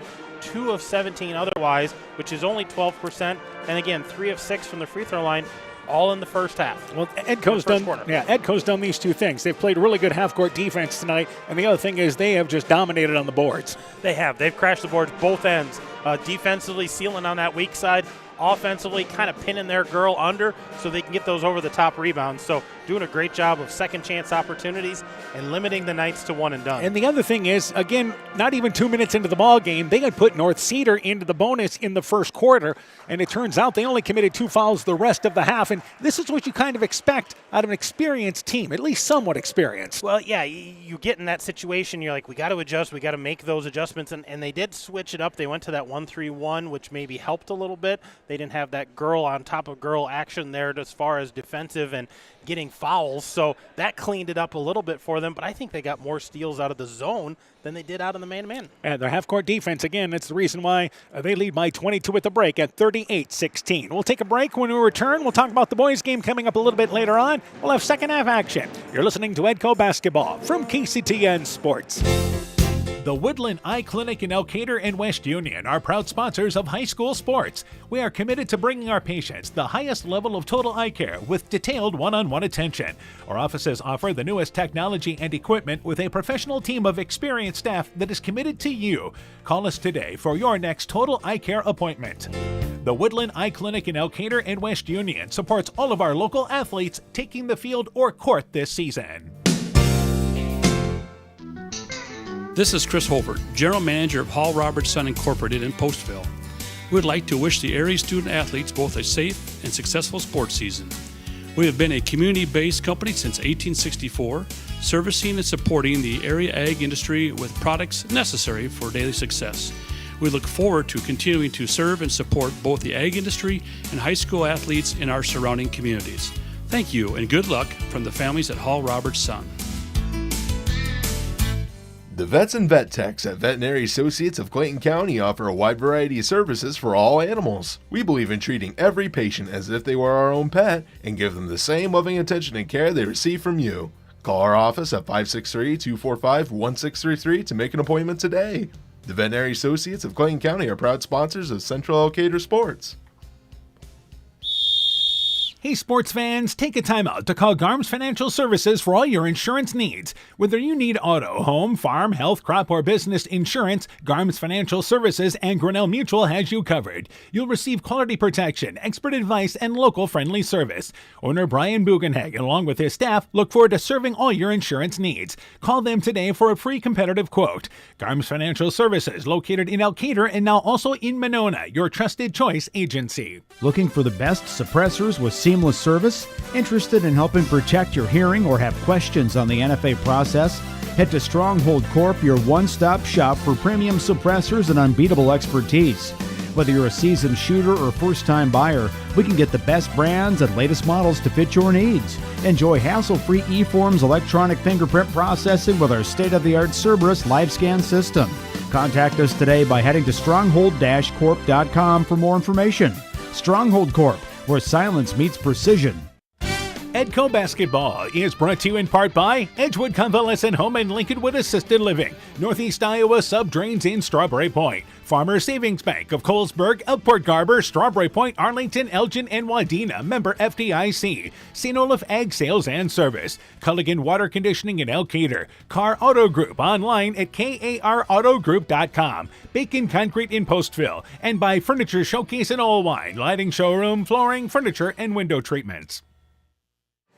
At the half, 38-16. Edco leading our ball game here. We have the boys game coming up a little bit later on tonight. Edco boys very good in their season opener, especially defensively. They won 49-25. Meanwhile, for North Cedar, they're 1-1. Beat Prince of Peace, good way to start the conference, and then lost last night to Columbus by a final score of 67-49. Let's look ahead to our boys game tonight. Yeah, interesting. Edco's only had that one game, but that was a solid win for them. I think it was a good win given the schedule they got coming up. But another winnable ball game tonight. And North Cedar won that Prince of Peace game 65-63. So it was close, but got beat last night by Columbus 44-67. So we would expect Edco boys to have the fresher legs. Hopefully they're hungry to, go out and get another win, knowing they've got a tough week ahead of them. And again, this is a different Edco team. What you had a season ago, lost a couple of your leading scorers there and leading rebounders as well. But this is a team that'll be hung on what they do defensively there because of their quickness. Yeah, their quickness, their speed is what they're going to try to take advantage of defensively for sure, but even offensively, I think they're going to look to attack when they can. I think they need to look for some big things out of their posts tonight to try to give them that second dimension. And for the North Cedar boys, again, this would be a nice win for them. And that boys game a little bit later on tonight. If they get it, give them a good early season boost as well as they look to continue to take a step forward. So again, our boys game coming up a little bit later on tonight. Let's talk about second half of this girls game. For Edco, first off here, boy, continue to crash the glass, but I think they still want to be a little better in their half-court offense. I think so. They want to be a little more crisp with both their passes, getting the shots off a little quicker instead of hesitating with that, and defensively continue to stifle, North Cedar. Every chance you get, try to take things away, get those steals, and get run out and turn those turnovers into points. All right, for North Cedar, you have to rebound, right? Got to crash the boards, and they've had some good looks. But a lot of times it's been one and done. But even when they've had second chance points, just not able to put the ball in the basket. You gotta find somebody who can shoot. And right now, Lily Dolman's the one that's knocking them down for you. So it will be North Cedar's ball to start the second half. And out there for them will be Curley. Also out there as well will be Dolman. They have Lehrman out there along with Sandberg. And the fifth player out there is number 20, Pruss, number 10. All right, left side, left wing, launching up a three is Addison Lehrman. Got it from the left wing. And the Knights, good way to start the second half, cutting the deficit down to 19. Well, that's your leading scorer on the season. That's her first points tonight, so a good sign for the Knights. All right, Ava Hofer dribbles the basketball, goes out of bounds off the leg of a North Cedar defender right in front of Coach Putz there on the far end for Edco on the far sideline. They get it back. McKenna Hofer, Ava Hofer, Addie Smeltzer, Eckel Cedar out there, as well as Beriski. And Edco works it from the sideline in the lane. Beriski on the right block. Good fronting defense there, but North Cedar actually knocked the ball from behind with Curley out of bounds, and Edco maintains possession off the right side. No surprise, Edco trying to go inside, see if they can get Beriski an easy bucket here. And that will be a concern for North Cedar, how they handle that. Hofer in the lane. There's Beriski, double teamed, and again drives right side. The shot blocked. Good defense by Curley. We saw Beriski get the ball, and then there was a dig down from a guard. Yeah, guard kind of forced Beriski to go to the baseline, and Curley was right there to defend that. Got a piece of it, knocked it out of bounds. So shot clock's down to 11 here. And inbounds to Addie Smeltzer, deep right corner for three. Aired it out long. And the rebound pulled down by North Cedar, and it is Pruss with the rebound. So back into the offensive end. Good job by McKenna Hofer putting on the brakes to not bump into a North Cedar girl. Meanwhile, North Cedar throws it away. Trying to save it. Great effort by Lehrman. She ends up in the scorer's table. Actually knocks it back a little bit, but could not save the errant pass out of bounds. An unforced turnover by the Knights. A good hustle by the Knight there, but give the ball back to the Vikings here. We're going to reset it. Again, across the timeline is Addie Smeltzer. Smeltzer with it. A minute into our third quarter. Left side, again, Addie Smeltzer, top of the key. Ava Hofer, McKenna Hofer, right side for three. Short, grazed the bottom of the rim. Eckel Cedar the rebound, but misses the putback on the right side. Rebound, though, by Ava Hofer. Saves it back to Beriski. Contested baseline. 5-foot shot is no good. And North Cedar, better job rebounding there. And they clear the board back into the offensive end. So we've played 90 seconds in our third quarter. Can North Cedar make a run here? In the lane, Curley takes a shot, blocked by Beriski as she drove in right side, thought she had to step around, but Beriski with the recovery. Backcourt area, North Cedar has three girls back defensively, and they get it to Beriski, Edco does, across the timeline. Eckel Cedar, deep left corner for three, got it from the left wing, and Edco goes up by 22 now again at 41-19. Yeah, just beat the press there. Three girls in the backcourt. So Edco able to attack, and Eckel Cedar knocks down a big three. All right, score to pass along at the end of the first quarter. Turkey Valley leads Central 21-3. Meanwhile, Beriski another block on a shot taken by Pruss at the free throw line, and the loose ball picked up by the Vikings. Back-to-back blocks by Beriski. Eckel Cedar again, left corner area, just hit a three there, last trip down. Ava Hofer, right side to McKenna Hofer. Hofer left side to Smeltzer. Smeltzer back over. McKenna Hofer on the right wing. Left side, Addie Smeltzer, wide open. Left wing for three. It's off the back of the rim, but the long rebound goes out of bounds, and a good decision by North Cedar, by Lehrman. Not going to try to chase that out of bounds into the Edco bench. She'll let it go out of bounds. It's the Knights basketball. What's that Turkey Valley score? 21-3. Wow, that's a talented Turkey Valley They team. are now ranked, by the way, Turkey Valley in Class 1A after beating Keyhigh. Meanwhile, driving in, jump shot from the elbow, offered there by Sandberg. Not a bad shot, but it's no good. And able to clear things underneath is Echo Cedar. Left side, a pass goes off the foot of a North Cedar, I should say, Lehrman, who is getting back defensively, goes out of bounds there, and Edco will take it out near sideline along the sideline area. Yeah, Edco trying to push there and just not able to handle that thing, so we'll reset it. Echo Cedar looking into the lane, gets it to Boriski on the left block. Pump fakes, takes a step between two defenders. Shot no good, but fouled, and a nice step through by Boriski against that double team. Well, and she's learned, over the course of the last couple of years, she'll turn to the middle really tough and go up for that shot. And defenders start to go for that shot, so give them the head fake, step back through, and she did a nice job with the step through, but a little contact there on the shot. Boriski's free throw, it's off the back of the rim. She'll have another opportunity. Boriski is one of those kids that's going to get a lot of shots at the free throw line any given night. Yeah, she's in the post a lot and draws a lot of contact, a lot of attention. Second free throw, it is good. So 42-19. It is now a 23-point lead for the Vikings as they continue to gradually pull away. And we approach the 5-minute mark of our third quarter. Sandberg into the corner, works it there with Doman. Doman right corner for three, got another one. Edco losing her defensively. She's hit 4 now. Yeah, she's 4 for 4 on three-pointers tonight. Addie Smeltzer, right side to McKenna Hofer. So back to a 20-point lead. Addie Smeltzer to Ava Hofer, just off the left side, launches up the three, got it. Well, the good news is for North Cedar, you've hit a couple of threes.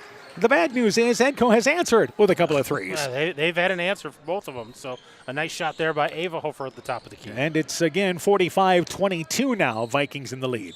Left side, Sandberg, baseline, drives, gets a step by her defender, but it's no good. Boriski gets the rebound. They've got a chance to run. Boriski leads the break, drives in, floats in the air. She caught off balance, missed the shot, but it's saved there over to Ava Hofer. Her jump shot no good. Rebound into the hands of McKenna Hofer. She misses the putback. Addie Smeltzer comes away with the rebound and is tied up on a jump ball. It stays down here with the Vikings. Boriski took an awkward-looking shot. She got kind of caught in the air with no chance to pass it and tried to shoot it. Yeah, she didn't know, running the break, there was a 2-on-1, and she thought she was going to get guarded, so she jumped to pass, and all of a sudden they didn't guard her, so tries to flip it up there and looked really, really awkward out of someone who's usually kind of looked like the Jumpman logo. She tried to take it off the right side, but the ball goes to the Vikings on the alternate possession rule. Initially, they were going to give it to North Cedar, but our scores table had it correct. So inbounds now to Echo Cedar. Deep three, left side, a step behind the arc off the front of the rim. Long rebound, tracked down. Addie Smeltzer tried to save it in the far corner, but it goes out of bounds, and the Knights get it back. So the Vikings are getting some three-point looks in this ballgame. They're getting some open looks. They're not knocking down maybe as many as I would like to see, so I think maybe work that ball a little bit and then get a more open look. And right side offensively, it is Sandberg. Sandberg against Edco's 1-3-1. They've been in that since early in this game. And back over to Doman, open right side for three. Got another one. And again, Doman really just letting them hang around in this game. And now Edco wants a timeout. 3:48 left in the third. Edco still leads 45-25. Top Gun Customs knows you can fill the deer tag well out of season. If you've tagged that prize buck, pull up to the stoplight at Top Gun in Garnavillo. That's it. Bob and his technicians have been repairing vehicles for over 45 years. We write the estimates, take the photos, and deal with the insurance company for you to ensure your vehicle is repaired quickly and, most importantly, safely. We also have free loaners or rental vehicles. Call Bob or Nancy at Top Gun to schedule your repair today.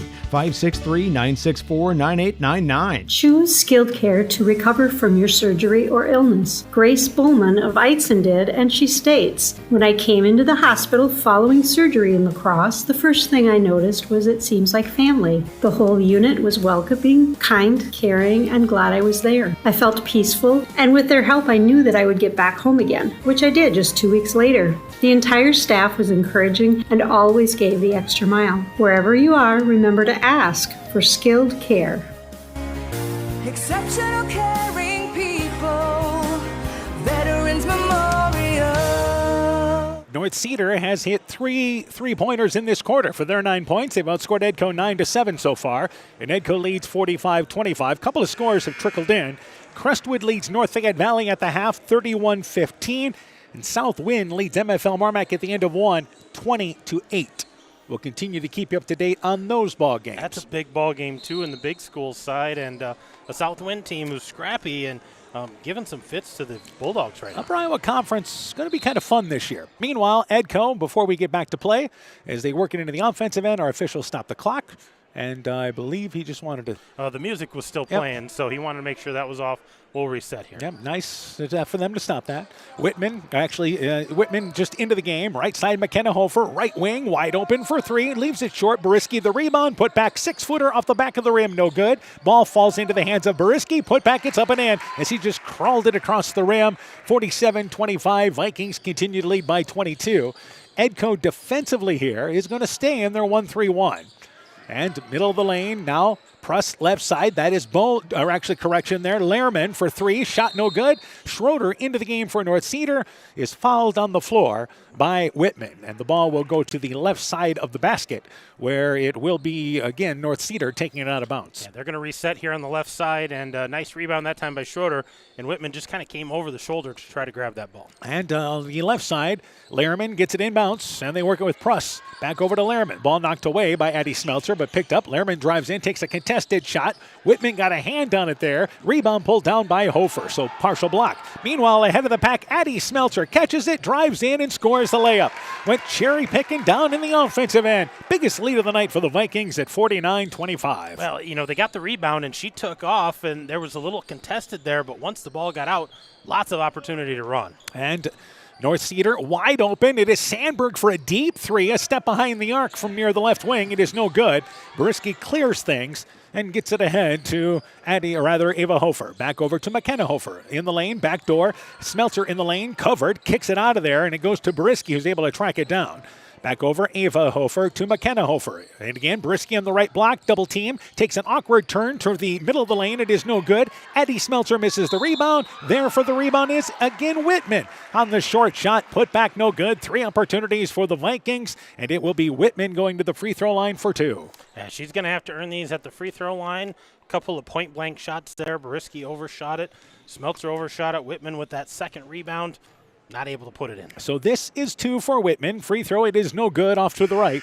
They'll have another opportunity. Meanwhile, Curley comes back into the ball game, and Pruss checks out for the Knights. Meanwhile, also checking out Addie Smeltzer, Cedar back into the game. Smeltzer and Hofer both came in that first quarter with 2 fouls each.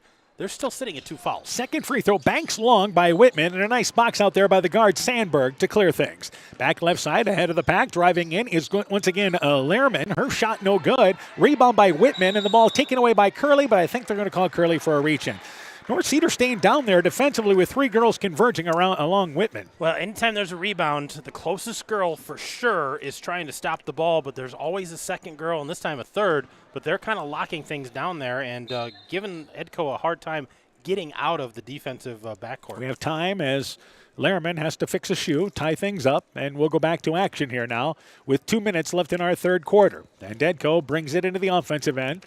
They have faced no pressure tonight, as North Cedar is sat back defensively in this zone really much of the game. Started out man-to-man early.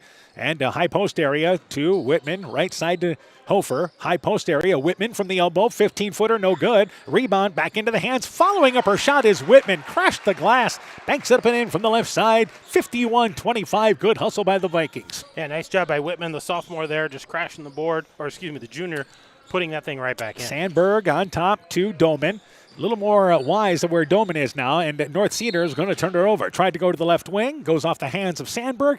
I've said this before, I'll say it again. It's one thing to make a turnover. It's another thing to have a turnover and end up in the hands of your head coach. Yeah, Coach Jacob Doman over there just kind of shaking his head. That's not where that pass needed to go. And Ava Hofer brings it across the timeline.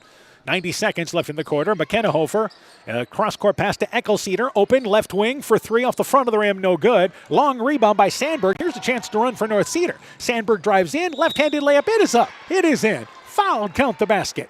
And Sandberg to the free throw line for a 3-point opportunity. A rare opportunity there for North Cedar to run, and Sandberg did a nice job of finishing strong with the left hand.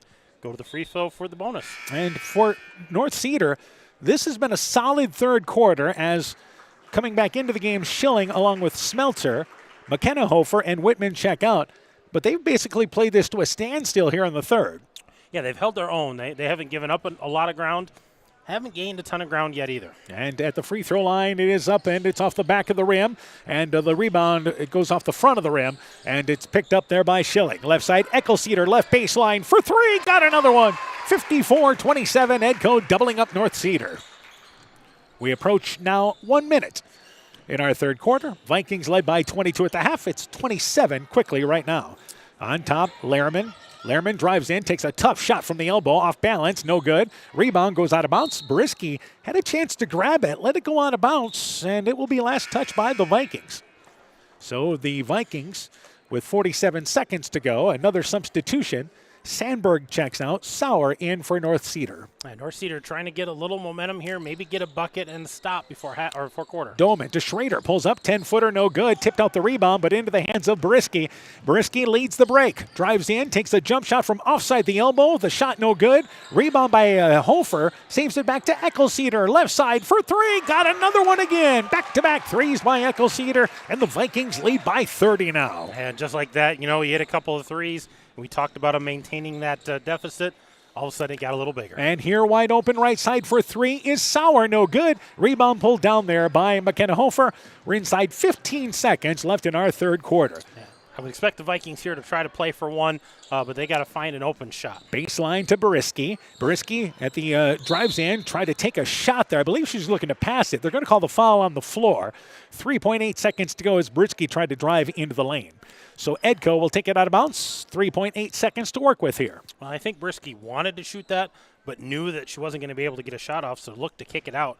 Got kind of fouled on the way. Ava Hofer takes it inbounds. Brisky takes a jump shot from 10 feet away. It is altered, no good. Rebound by Addie Smeltzer. Picks it up. The shot goes in, but it's well after the buzzer. She made it from 8 feet away. And the third quarter comes to an end. Vikings in control as we go to the fourth, 57-27. Inspiring changes to a happier, healthier you is what we do at Clayton Drug. We are committed to helping you achieve the highest quality of life possible. We are a full-service pharmacy offering services such as med packing to your home or mail delivery and online prescription refill. We also offer a cash pricing program on name brand and generic prescriptions. Call 563-245-2530 to find out more. Clayton Drug, connecting the communities of Elkader, Strawberry Point, and Sumner to serve us all in between.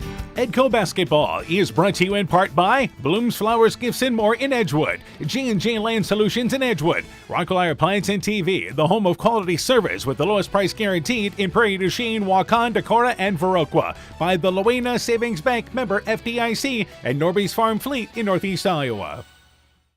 So our score, 57-27, as Edco put up 19 points in the quarter, the best quarter of the night for North Cedar. They put up 11, but again, a quick run, a couple of threes to close the third quarter, and the Vikings are in control. What was our shooting in the third quarter? Still tolling it up, Dan. Give me a minute. And again, there's lots of stats to pass along there, so we'll go through those in just a bit. Turnovers really haven't been as high in some of the games that we've seen, been decent in that regard, and again, for North Cedar, that's a team that's just trying to continue to work on bringing those turnovers down.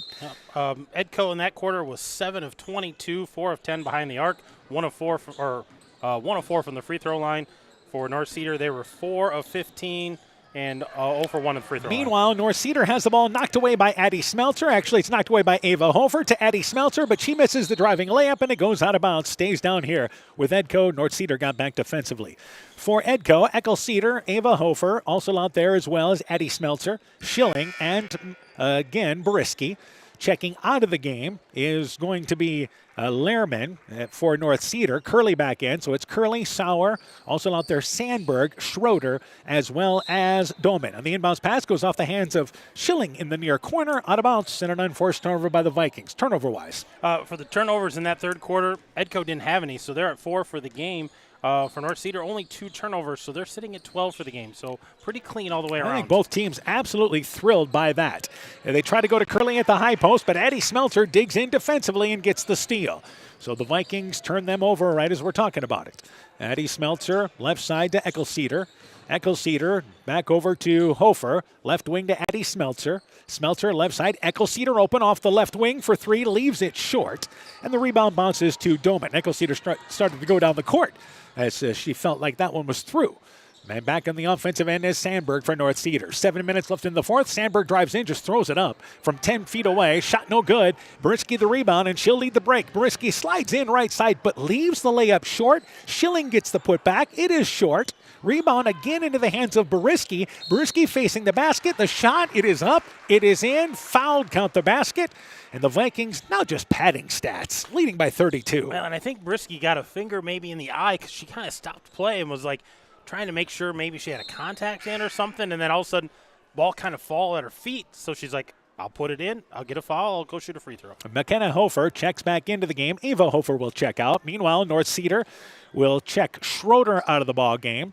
As coming back in is Pruss. Also checking out will be Sauer, and it will be Lariman back into the game. Trying to finish off the three-point play is Bariski to try to put the Vikings up by 33.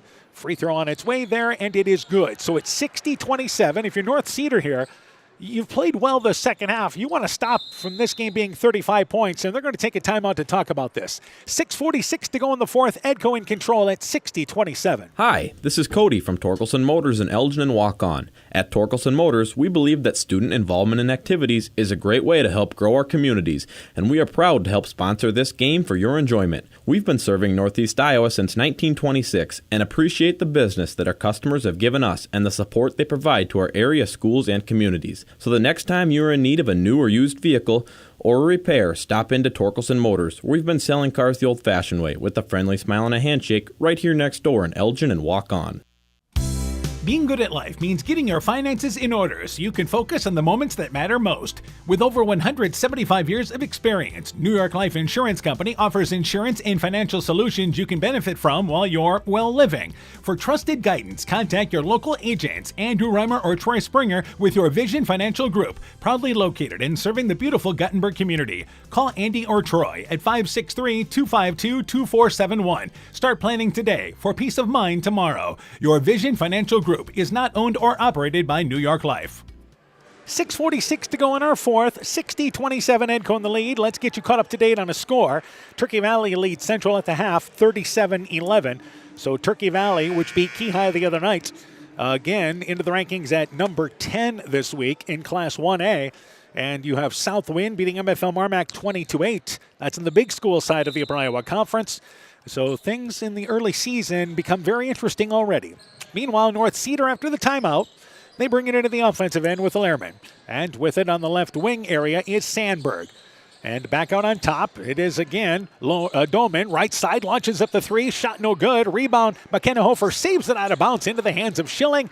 And the Vikings come back into the offensive end. And Bariski leads the break. Pulls up. 10-footer fadeaway over the side of the rim. No good. McKenna Hofer the rebound. Put back. It is no good, but fouled. And we'll go to the free throw line for two. Good job by McKenna Hofer, who is nearing double digits rebounding-wise in this game. Yeah, nose for the ball, that's for sure. But they're going to say this foul was on the floor. All right. So not on the shot. So we're going to reset it here on the left side. And she'll take it there. It will be Eckelceder taking it out of bounds off the left side. We've got another stoppage as Bariski needs to get the shoe tied.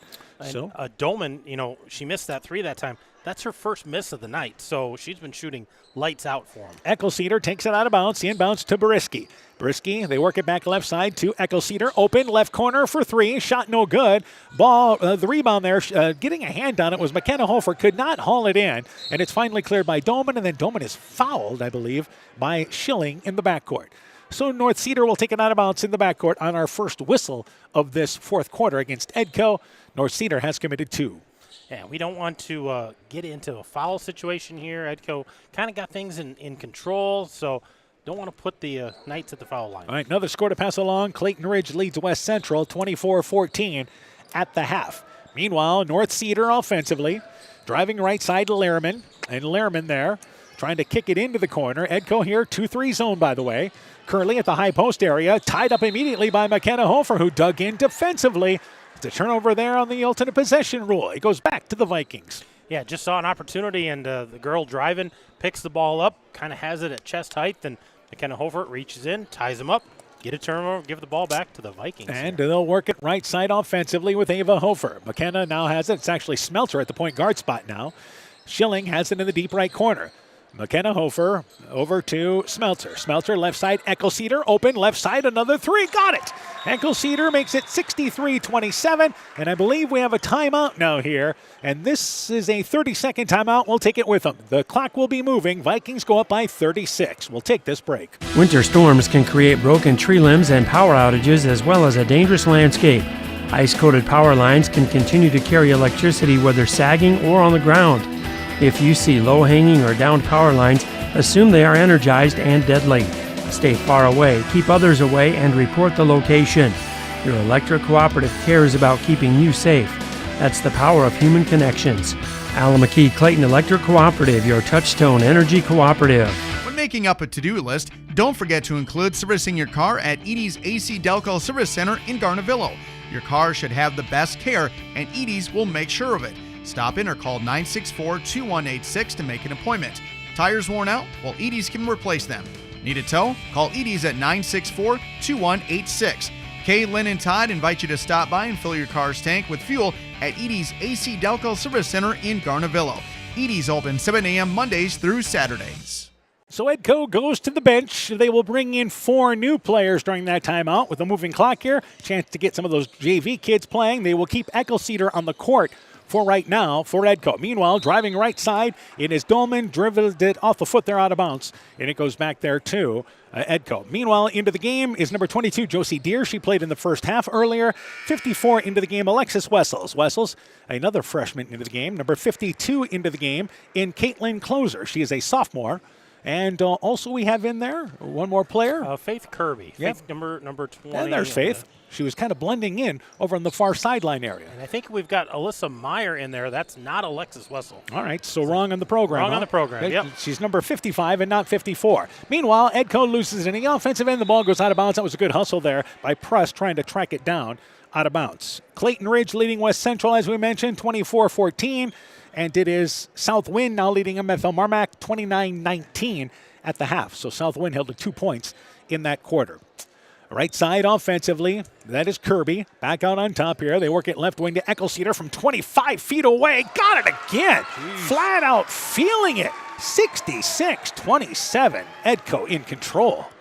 Yeah, Cedar shooting lights out tonight and stepping back to hit that shot. She's nowhere near the three-point line. And missed last night's ball game, but certainly has had a good shooting night tonight. Driving in, crossover move, thrown up there by Lehrman. The shot no good, but fouled on the drive in. She'll go to the free throw line, and this will be 2, and our clock will stop now here with 3:54 to go in the fourth. We'll stop the clock to give out the free throws here, so we'll have a chance there. It looks like Cedar's going to check out. It looks like Bella Batten is getting ready to check in there. And again, they'll go a little deeper. Free throw circles around. It is no good. Cedar, nice hug there to Batten as she comes into the ball game. Batten, another sophomore. We talk about North Cedar not having a JV, but again, that affects Edco's JV. It does, so it's good to see some of these younger girls with a chance to play here. And second free throw on its way. It is good. 1 of 2. 66-28. That is the first points scored this quarter here by North Cedar. Yep, that was the first any kind of point for them. And across the timeline, Edco will working around with Batten. Batten back over on top here now to Deers. Deers right wing area to once again Faith Dugan. High post area, they go to Meyer. Meyer's jumper from the elbow, good. Up and in, 15 feet away. Meyer into the scoring column for Edco. Yeah, nice little shot there by Alyssa Meyer and able to knock it down. 68-28. Edco leads by 40. Lehrman, left side, takes a deep three behind the arc. Shot no good, grazed the front of the rim. Rebound pulled down there, losing it though, and sliding to the floor. Great hustle here by Deers. Deers has the ball, however, taken away. And driving in is going to be Sandberg, but she misses the layup driving in from the right side. And Edco able to clear things offensively. 3-minute mark of our fourth quarter. Right side, the pass goes off the hands of Dugan as jumping the passing lane was Doman. And actually it was Lehrman jumping the passing lane, and the ball goes back there on the turnover by the Vikings. Yeah, so Faith Kirby not able to hold on to that ball there, and just a little hot for her. All right, back into the game for Edco, or for North Cedar is Schroeder along with Sauer. As a 2.5 and counting in our fourth quarter. So lots of kids getting to play in this ball game tonight. And across on the timeline is Curley looking in the lane to Schroeder, trying to back her way down. Covered, needs some help, tried to go back to Curley. She gets it, drives through two defenders. A nice step right through off the glass, and it's 68-30. 2 points there for North Cedar. We talk about the lack of numbers for North Cedar, but you've got to give a tip of the hat to these 7 kids out for basketball and participating. Absolutely. As Edco turns it over, by the way, and there's a foul committed by the Vikings. Yeah, just when you have the low numbers, you have to applaud those kids for staying with it. And you've got a lot of upperclassmen here. You've only got the one sophomore. The rest are juniors and seniors, so they've shown commitment to this. And they got a couple wins on the year. They're 2-0. They're going to be 2-1 after tonight. Well, and the big thing is, again, it's a program that hasn't had a lot of success. Second year under Coach Dolman. And it's a team that's looking to build and be a little stronger as the season goes on. Meanwhile, Curley, left side on the wing. Jump shot there by Dolman. Misses the 15-footer. With the rebound off the right side is Natalie Voss, a sophomore who has just checked into the ballgame, making her first appearance. Meanwhile, right side here is Meyer, catching it on the right block, but a little off balance, missed the shot. Schroeder gets the rebound for North Cedar as we look to finish off the final score of this game tonight. And right wing, here is Sauer, right wing for 3, got it. And a nice shot by Morgan Sauer for North Cedar. They've hit some three-pointers this half. They have. They've shown they're able to shoot. They just need to find a way to slow the other team down. Meyer back over. That is Dugan just off the top of the key. Shot is blocked. Faith Kirby, I'm sorry about that. And it goes out of bounds, and the ball goes there too. North Cedar, as it was last touched by the Vikings underneath. Yeah, we're so used to these girls from softball, and in softball they're all fast. So it is again with the basketball. North Cedar, 45 seconds to go. In the lane, they go to Curley on the right block. Takes a little shot over Meyer. Good straight-up defense. It is no good. And Closer gets the rebound off the left side for the Vikings. Shot clock, about a 4-second differential. Let's see if Edco gets another sub in. The 3 launched by Voss, but Voss is actually fouled on the 3-point attempt as North Cedar got back defensively. Voss will go to the free throw line, a chance to get in the scoring column, and she has 3. She's going to have 3 attempts at it, so we're hoping she can knock down one of them. And kind of surprised she was going to take that, but shooting it with confidence, just got hacked on the arm. And free throw on its way. It is well short. Needed about another 3 feet on that one, and she'll get another opportunity. Well, she was near the sideline of the Edco bench, and you wonder if she got a little help. Shoot that. Just take that shot. Take that shot. Voss's second free throw over the front of the rim, rolls through. Yes, makes it there. And the Edco bench, they certainly enjoy that. It's 69-33, so Voss into the scoring column. She'll try to make it point number 2. Free throw on its way. That one short, grazed the front of the rim, but she's in the scoring column anyway as the rebound pulled down by Pruss. 25 seconds in counting in our fourth quarter. And right wing area, again, Sandberg, a shot, 3-point shot. Nope, foot was on the line from the right side, but just off the top of the key. It's actually Sauer hit that shot. 69-35, nice shot there by that junior for, again, North Cedar. Voss back out on top to Kirby. Left side area now with Batten. Batten back to Kirby. I think she's going to hold the basketball, dribble out the clock, and the game will come to an end. For Edgewood Colesburg, a bounce-back performance after a loss to Independence last night. Impressive against North Cedar. They win by a final score of 69-35. With the win, Edco 2-2, 2-0 in the conference. North Cedar drops to 2-1, 1-1 in the conference. We'll take a break. When we return, game stats and the Chalk Talk for the boys game coming up. You're listening to high school basketball from KCTN Sports. Alpine Communications believes connected communities become thriving communities. We are the local telephone company that became a 21st century communications provider. Alpine provides internet, television, cellular security, and telephone too. We promise personal, timely, reliable service from people who live here. When you choose us, we all thrive. Connect with Alpine Communications today. Click alpinecom.net or call 563-245-4000. Strawberry Building Supply offers all your building materials for residential and commercial projects. Whether you're building from the ground up, remodeling your home, or a weekend project, we have the materials you'll need. We are an authorized Milwaukee dealer for all your Milwaukee tools. Strawberry Building Supply also has everything you'll need for your pets and livestock. Stop into Strawberry Building Supply today at 413 West Mission Street, Strawberry Point, or call 563-933-4579. Hey, Justin Birdnow here from Birdnow Chevrolet in Monona. I want to take a moment to wish all the local athletes good luck during their game. You have worked incredibly hard and it shows during each game. Myself and the entire Birdnow Chevrolet Monona team is wishing you all that you do your best and good luck. Over the past years, Central State Bank has invested in numerous programs and organizations dedicated to the education and enrichment of young people in our area. Athletics and the arts, vocational education, and youth club activities. Because Central State Bank is more than a bank, we're your neighbors, your relatives, your friends, your business partners. And these kids represent the future of our community. Trust your finances to a bank that invests in you. Central State Bank, member FDIC. Mom, yeah, put that on my to-do list. There is more and more on my to-do list every day. I can hardly keep up, and I have to make sure everyone is paid. But who has time for the bills? You know who can help with that? Who? Cedar Tax and Bookkeeping. They not only do taxes, but specialize in bookkeeping services as well. Has your to-do list gotten too long? Want help? Give Cedar Tax and Bookkeeping a call at 563-245-2154.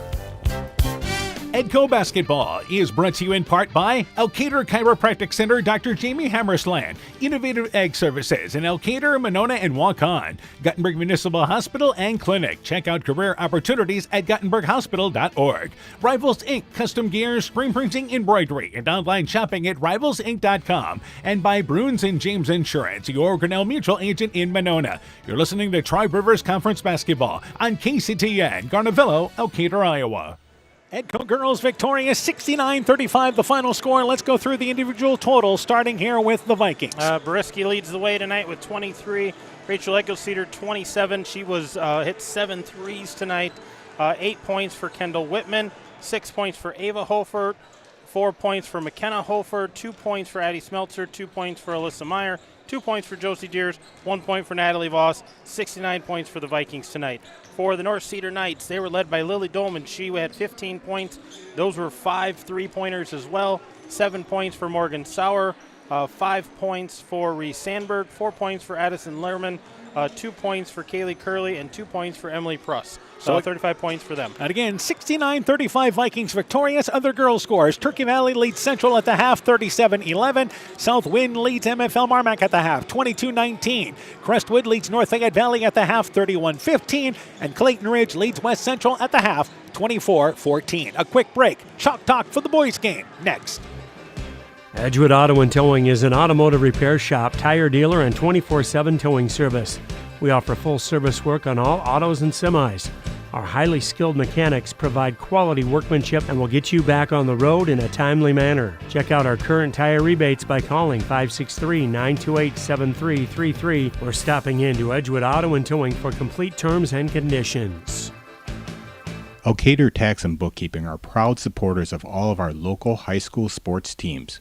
We want to wish everyone the best of luck on their season. We are here for all your tax, payroll, and bookkeeping needs. Give us a call at 563-245-2154. Again, that number is 563-245-2154.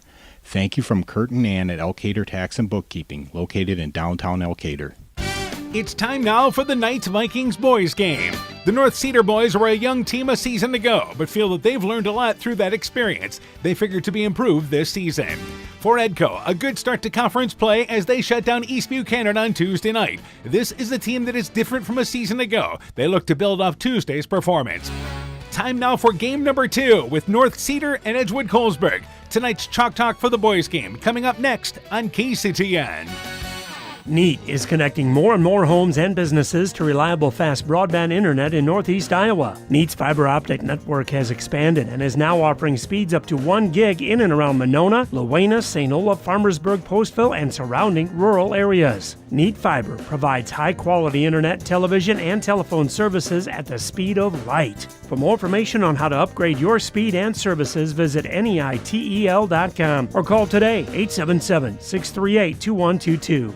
NEAT, connecting you now. Epic Wear. Get personalized clothing for your school, your team, family, friends, business, or any event. Epic Wear has a huge range of customizable apparel, trophies, and awards. They offer free design help or design your own apparel at getepicwear.com, and you can even set up a free website for your fundraiser. Epic Wear, walk on. Call 563-568 2301 to place your order today. We begin the Chalk Talk for our boys game. We're joined by North Cedar boys basketball coach Cole Moeller. Coach, your team dropping that decision last night to Columbus to drop to 1-1. Tell me about that game. Yeah, came in. We were feeling confident. Played a very good game against Prince of Peace on Tuesday night, so was feeling excited about our opportunity last night. Been working really, really hard on defense this year, putting the emphasis on keeping the other team below 50 points. So Tuesday, thought we did a good job. Last night was a little bit more of a challenge for us. We were just a step behind, it seemed like. So they had a very, very good player in number 10, Hills Carrier. He kind of lit us up in the first half, so we had to help off of him. And then he did a great job of adjusting and finding the open shooters, and they knocked down the shots when they needed to. So credit to them. They did a great job. We just needed to be a little bit quicker on defense and just push the authority a little bit better. All right, starting a lineup for your team tonight. Tonight we will go with our 4 seniors. So we will have James Trofton at point guard. We'll have Dylan Wackendorf as a shooting guard. We'll have Connor Doman as another shooting guard. Noah Schroeder is kind of our center or power forward, if you will, in the middle. And then we'll have our sophomore Caden Coates as kind of that small forward position. All right, so those are the 5 that we'll start off with. Some of the kids off the bench for you then. We have 2 of them mainly that'll come and see some significant minutes, one being Carson Learman, who is a freshman. He's a little bit of one of the bigger freshmen that we have, so his size and his basketball IQ is high and at varsity level, I think, even for a freshman. And then Carson Litcher, he's kind of a little spark plug, put him in the game. He has high energy, makes good decisions, takes care of the ball. So those are 2 guys that'll come off the bench for us. All right, turning our attention to Edco, what do you know about the Vikings? Well, we did not play them last year, but I did do a little bit of research on their season last year. It looks like they were a pretty solid squad. I know they're athletic. You know, they had a great run in football this year. So we're going to have to be ready to go. I have a feeling that they're going to run, kind of pressure us with a press, so we're going to have to adjust to that. So know that they're a good athletic team, and that coach up there has been building them up. So excited to see what they look like and excited to get the opportunity to play against a good, solid squad. All right, keys in the ball game for North Cedar then. What do you have to do? Fundamentals. So that's one thing that we've been kind of hammering down. Last year we didn't really do a great job of doing fundamental things in the game. So this year really trying to turn that corner and making sure that everything we do is fundamental. So good defensive stance, forcing that ball outside. We call it guarding the V, so not just letting them drive right down the middle. Taking care of the basketball. We have a goal of not turning the ball over more than 15 times a game. Personally, I'd like them to keep it under 10, but we'll start with 15 and see how it goes. And then just taking smart shots, not chucking up stupid threes, early in the possession. We've got 35 seconds on the shot clock. So let's work it around, see if we can get a layup, a back cut, and then if it's not there, let's kick it out for some of those open shots. So those are kind of the key things that we always talk about, and hopefully we can bring to the table tonight. All right, Coach, good luck to you in the ball game. We look forward to talking to you afterwards. Awesome. I appreciate it. Thank you very much. Yes, North Cedar boys basketball coach Cole Moeller on his night's program. The Chalk Talk continues after this.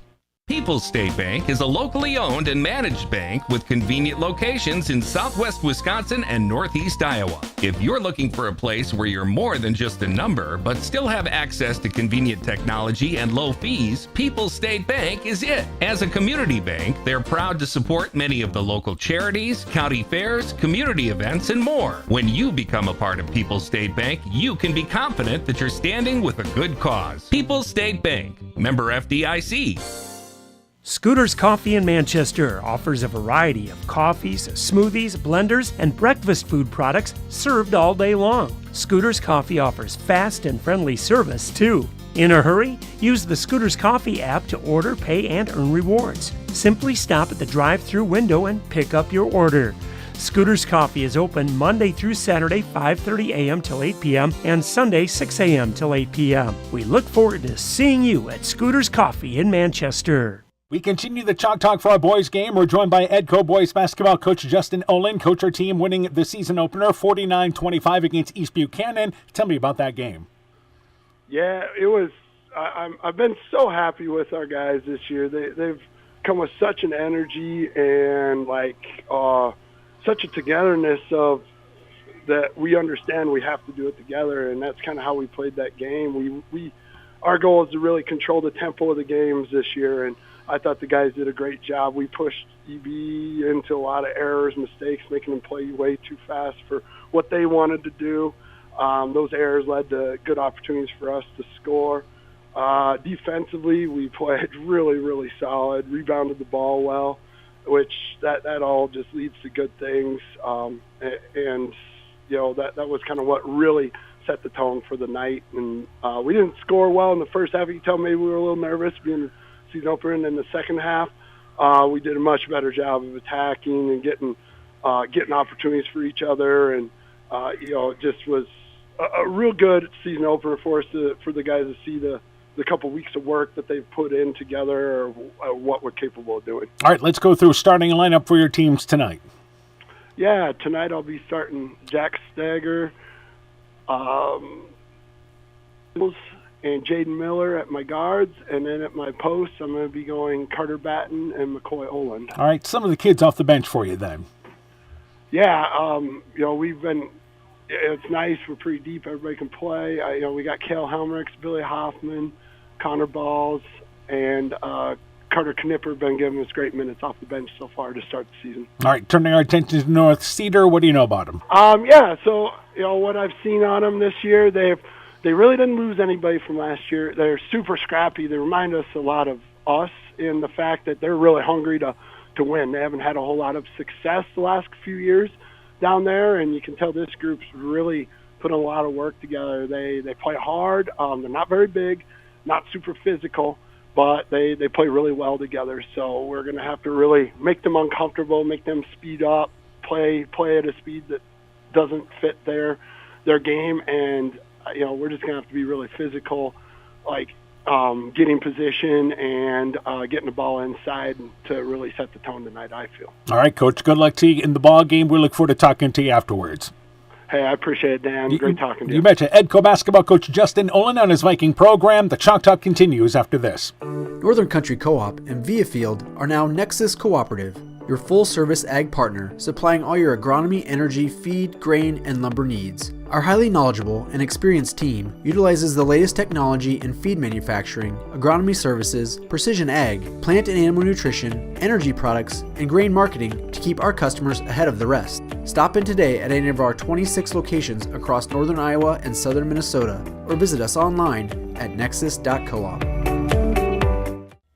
Edco Basketball is brought to you in part by Lloyd Kelchin Grain in Edgewood, Kendrick Forest Products, buyers of standing timber, Nick's Excavating and Kane Construction in Farmersburg, T&K Cahoon, your Napa dealer in Monona, Dean Family Chiropractic in Claremont, Meyer Collision and Service Center in Gothenburg and Elkader, LTI & Sons Water Conditioning, your Connecticut dealer in Postville, TJ's Pizza in Monona and Claremont, and by Fisk Farm and Home in Monona, Cresco, and Decorah.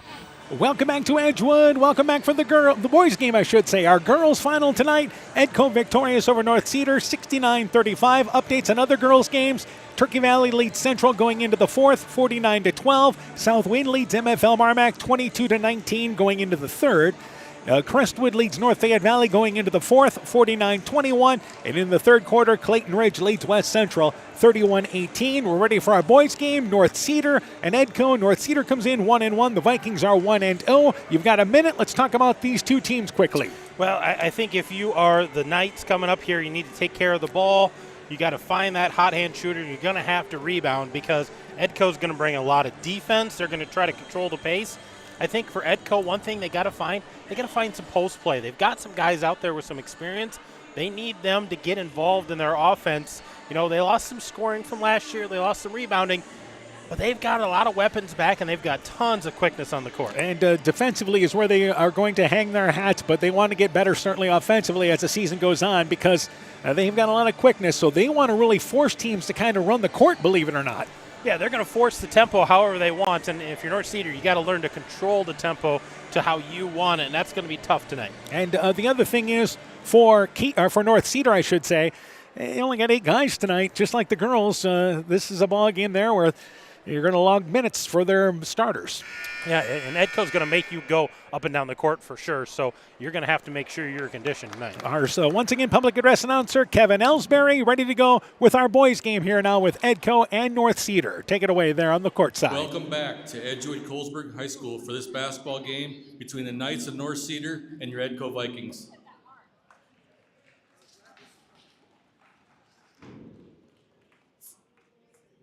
For your boys' starting lineups, for the Knights, number 1, Caden Koth.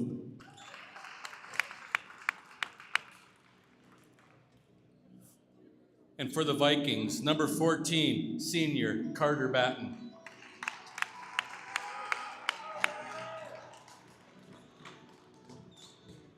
For the Knights, number 2, James Trofton.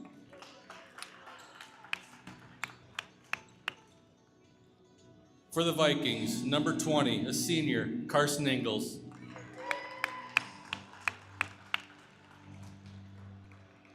For the Knights, number 3, Dylan Walkendorf.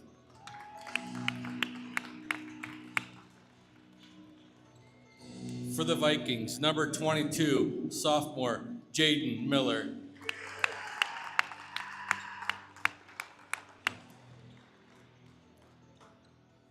For the Knights, number 5, Carson Lehrman. For the Vikings, number 24, a sophomore, Jax Stager.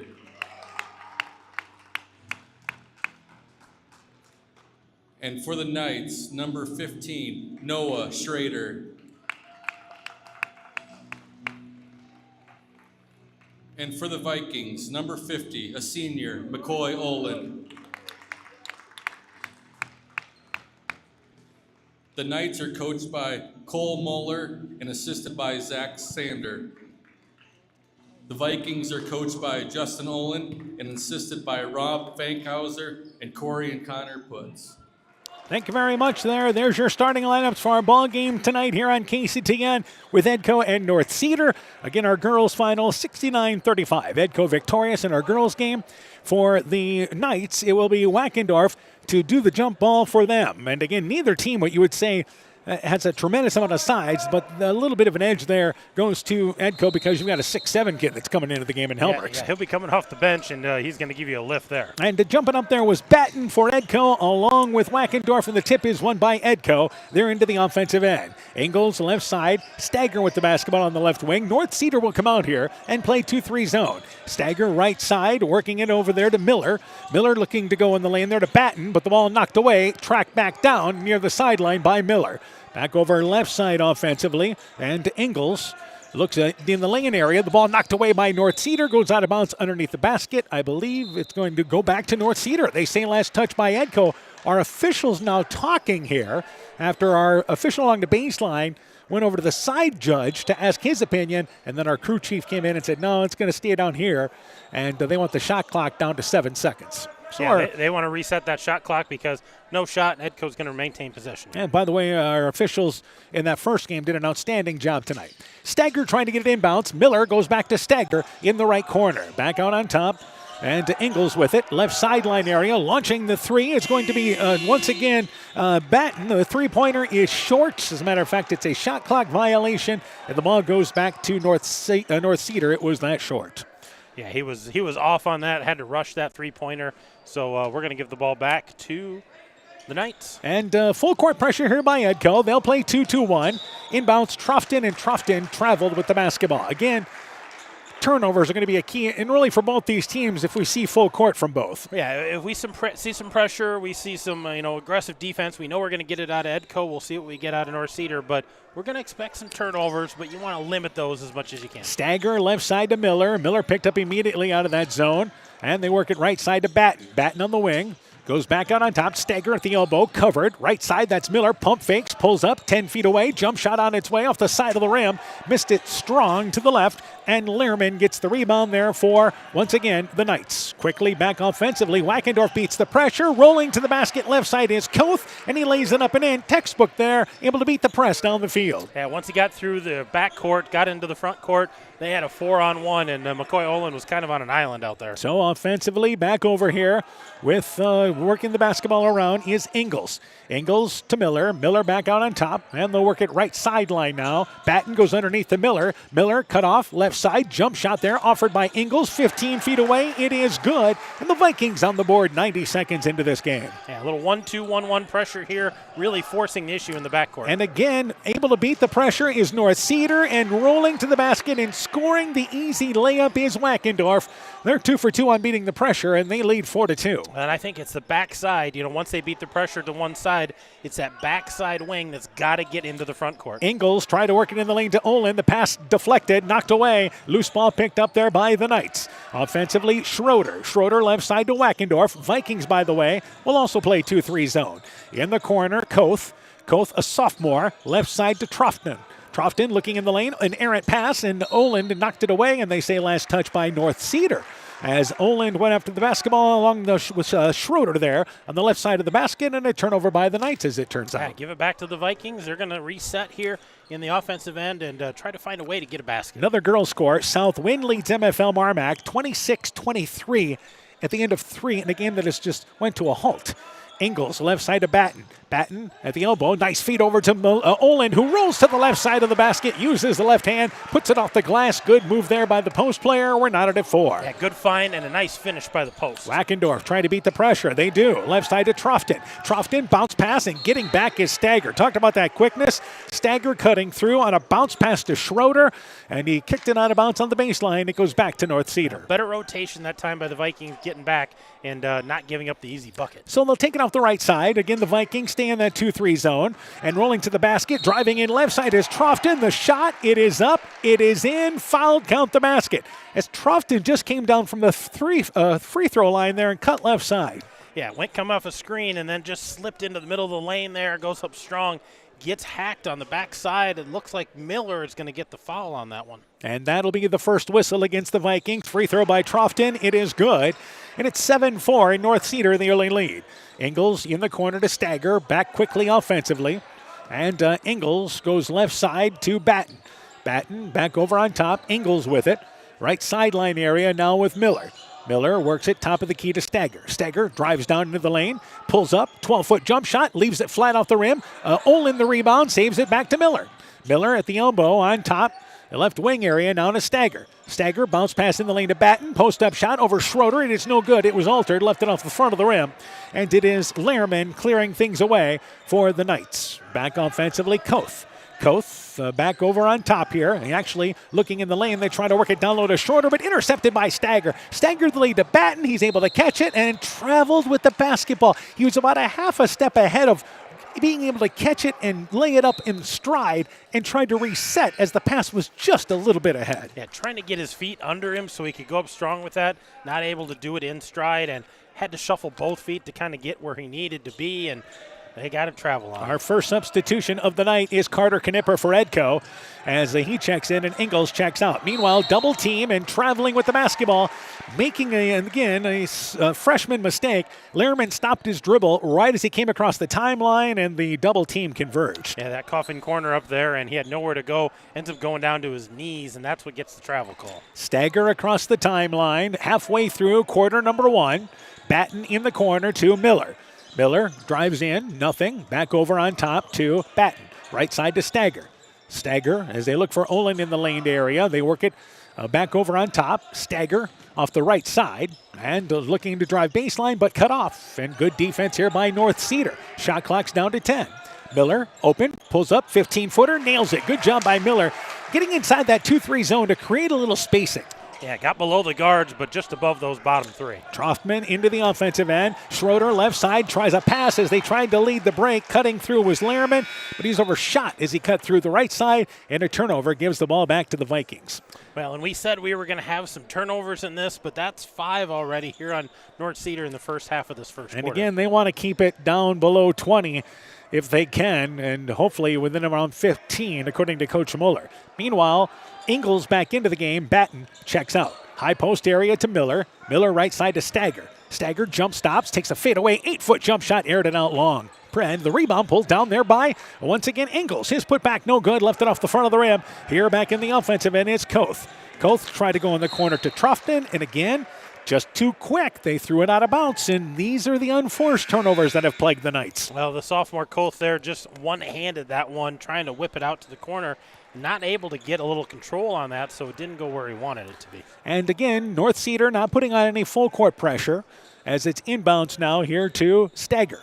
So Stagger across the timeline has taken over the ball handling duties for the Vikings this year. Right side to Ingles. Ingles back over to Miller. He's open. Right side, launches up the three, leaves it short. Olin gets the rebound, lost the handle on it, and then he's nudged to the floor. And a pushing foul underneath. That'll be the first whistle against North Cedar. Yeah, good position there by McCoy Oland on the inside. Got that rebound and just kept getting nudged enough until he finally fell. So they're going to give the foul, give the ball back to the Vikings here to reset. All right, Clayton Ridge leads West Central in the fourth quarter, 50-21. That's a girls' score, by the way. Meanwhile, the ball's going to go to North Cedar, as it turns out. Yeah, they're going to say McCoy Oland traveled when he went to the ground, so a turnover actually against the Vikings. And so North Cedar gets it back. Another final. Turkey Valley girls have defeated Central tonight, 62-21. Meanwhile, North Cedar turns it over again along the sidelines, and they try to work it to Koth on the near side and just lost the ball out of bounds. And you see Coach Mueller kind of just pointing to the temple right now. We've got to think. We want to be slow on offense. We don't want this to be a running gun affair. Yeah, just helter-skelter, and it's getting out of control. Stagger drives baseline, but quickly cut off. Works it back out on top to Ingles. Ingles left side, and again, that's Knipper. Knipper to Olin. Olin, nice feed to Miller. Miller steps over to the right side, banks it up and in. Good job by Miller. Again, creating spacing. Vikings take the lead at 8-7. And again, full court pressure into the game is once again Carson Litcher, another freshman who loses the basketball. Picked up, but they're going to turn it right back. Knipper lost the handle on it after the steal by Ingles, and now a timeout taken here by North Cedar. 8-7, the early lead for the Vikings. This is Dr. Jessica Wilkie, along with Dr. Foey, Dr. Bruner, and our staff here at Family Dentistry Associates of Monona. We are honored to sponsor winter sports and activities for the area schools. We're here to help keep those smiles healthy by providing all areas of general dentistry for children and adults, including same-day crowns, Invisalign, dentures, and implants. We thank our patients for their loyalty for the last 40 years and welcome new patients to join our dental family. Call us at 563-539-4651. Quick 30-second timeout taken by North Cedar, and I think this timeout for the Knights is all about pulling the reins back. Yeah, slow down. You're up to 8 turnovers. You've had bang-bang turnovers, dribble the ball out of bounds, one-handed throws. You just got to be strong with the ball, and Edco's not going to let up on defense. They're going to go full court and force the issue. And this is exactly what Edco wants to do. They want to quicken up the pace. Meanwhile, on the inbounds, the ball is kicked by Miller, and they will fall back here defensively into a 2-2-1 now, so a different look by the Vikings. And again, backcourt area, they get it in to Schroeder to help bring it up. Schroeder with the basketball, loses it, knocked away, saves it out of bounds there, threw it off of Ingles. Not a bad decision because they only had about 5 seconds and they hadn't gotten any further than the baseline. Yeah, they had just gotten it inbounds. They had a long ways to go yet. And off the right side of the basket, it will be Koth. Koth, he'll help bring it up the backcourt area. As he goes into the offensive end, goes to Schroeder. They beat the pressure. Schroeder drives in, and the shot, it is altered, but it goes into the hands once again of Litcher, who hands it left side to Wackendorf, and they'll work it back out on top. Kale Helmrichs checked in during that timeout for Oland for the Vikings. Pick and roll, Batten able to steal the pass away, and then he flips it back to Miller, saves it, and Edco back into the offensive end. Good hustle, and quickly back in the offensive end is Batten, but he misses the layup. Helmrichs for the rebound, stripped from behind by Schroeder, and the ball last touched by the Knights underneath the basket. Stays down here with the Vikings. Kale Helmrichs, a 6'7" senior, making his first appearance. Yeah, he's going to be a load in there, going to disrupt a lot of shots on the defensive end, and he's really good about getting those tipped rebounds and going back up with it. You're going to see the Vikings mostly play 4 guards and a post player in any type of offense. Stagger rolls to the left corner for 3, shot no good. Schrader gets the rebound but throws it away. Picked up by Stagger. Nice feed down low to Batten. His shot no good, but he's fouled underneath. Stagger unselfish, getting the ball down low in a better position to Batten. He'll go to the free throw line for 2. Yeah, Batten's playing tough inside there. Nice, hard offensive rebound.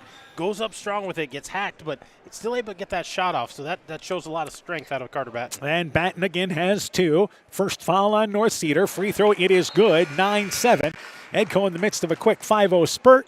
Checking out of the ball game will be Ingles. Nope, correction, Miller's going to check out of the game. In there is number 42, William Hoffman, a 6'2 senior, makes his first appearance for the Vikings, and now this is where they will have a 4 and a 5 on the court. Second free throw, no good. Schroeder gets the rebound. Nice seal out as Helmrichs tried to reach over top.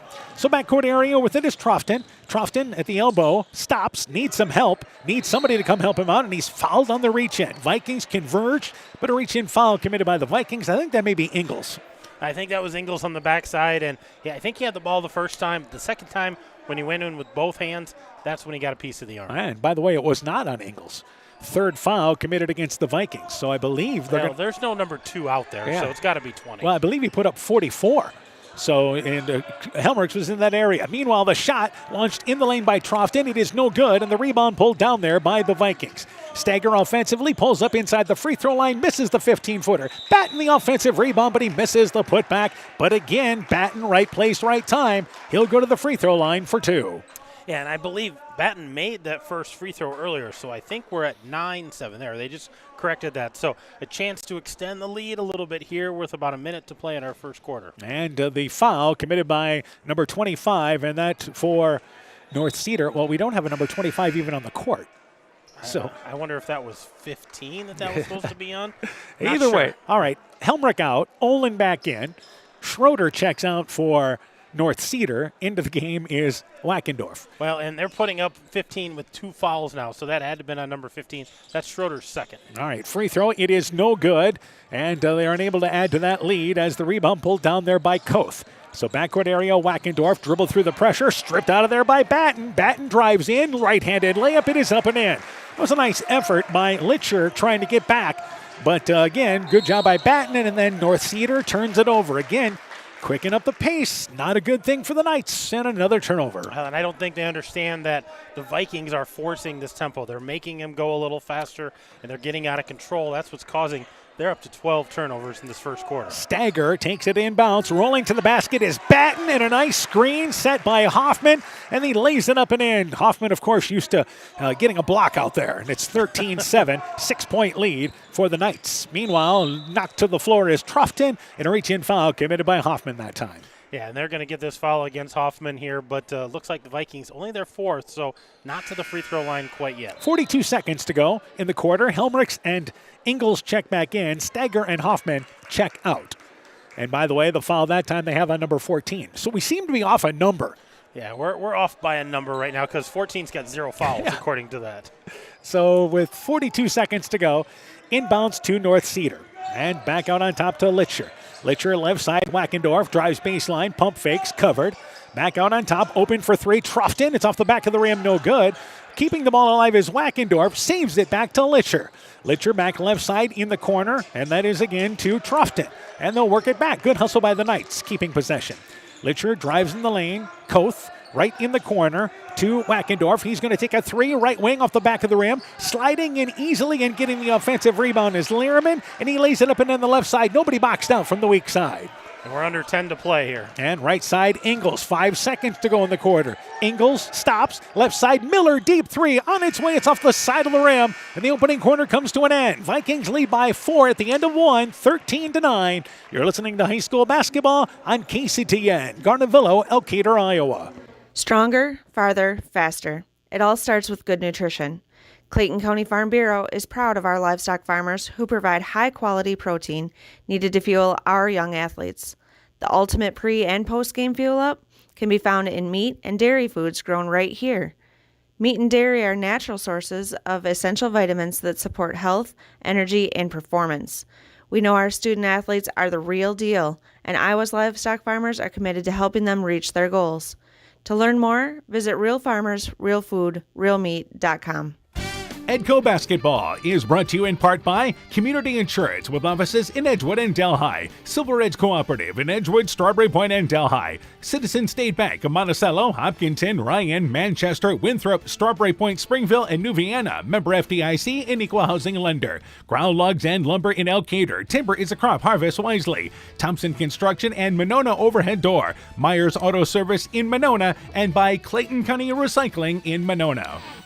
Edco leads 13-9 at the end of 1. We've got a couple of girls' finals in. Crestwood again beating North Fayette Valley 58-27. Clayton Ridge has defeated West Central tonight in girls' basketball 60-24. The final score there. Meanwhile, it is a 4-point lead for Edco. It is North Cedar's ball to start the second quarter. It'll be Troughton. Litcher starts the quarter along with Wackendorf. They also have out there Koth, and the other player out there is number 5 in Lehrman. So offensively, again, now you've got Edco playing a 1-3-1, and here's a carrying violation on Litcher. Another turnover by the Knights, shooting in the first quarter. First quarter for the Knights, they were 4 of 7, only getting off 7 shots, 4 of 5 from the field, 0 of 2 behind the 3, and 1 of 1 at the free throw line.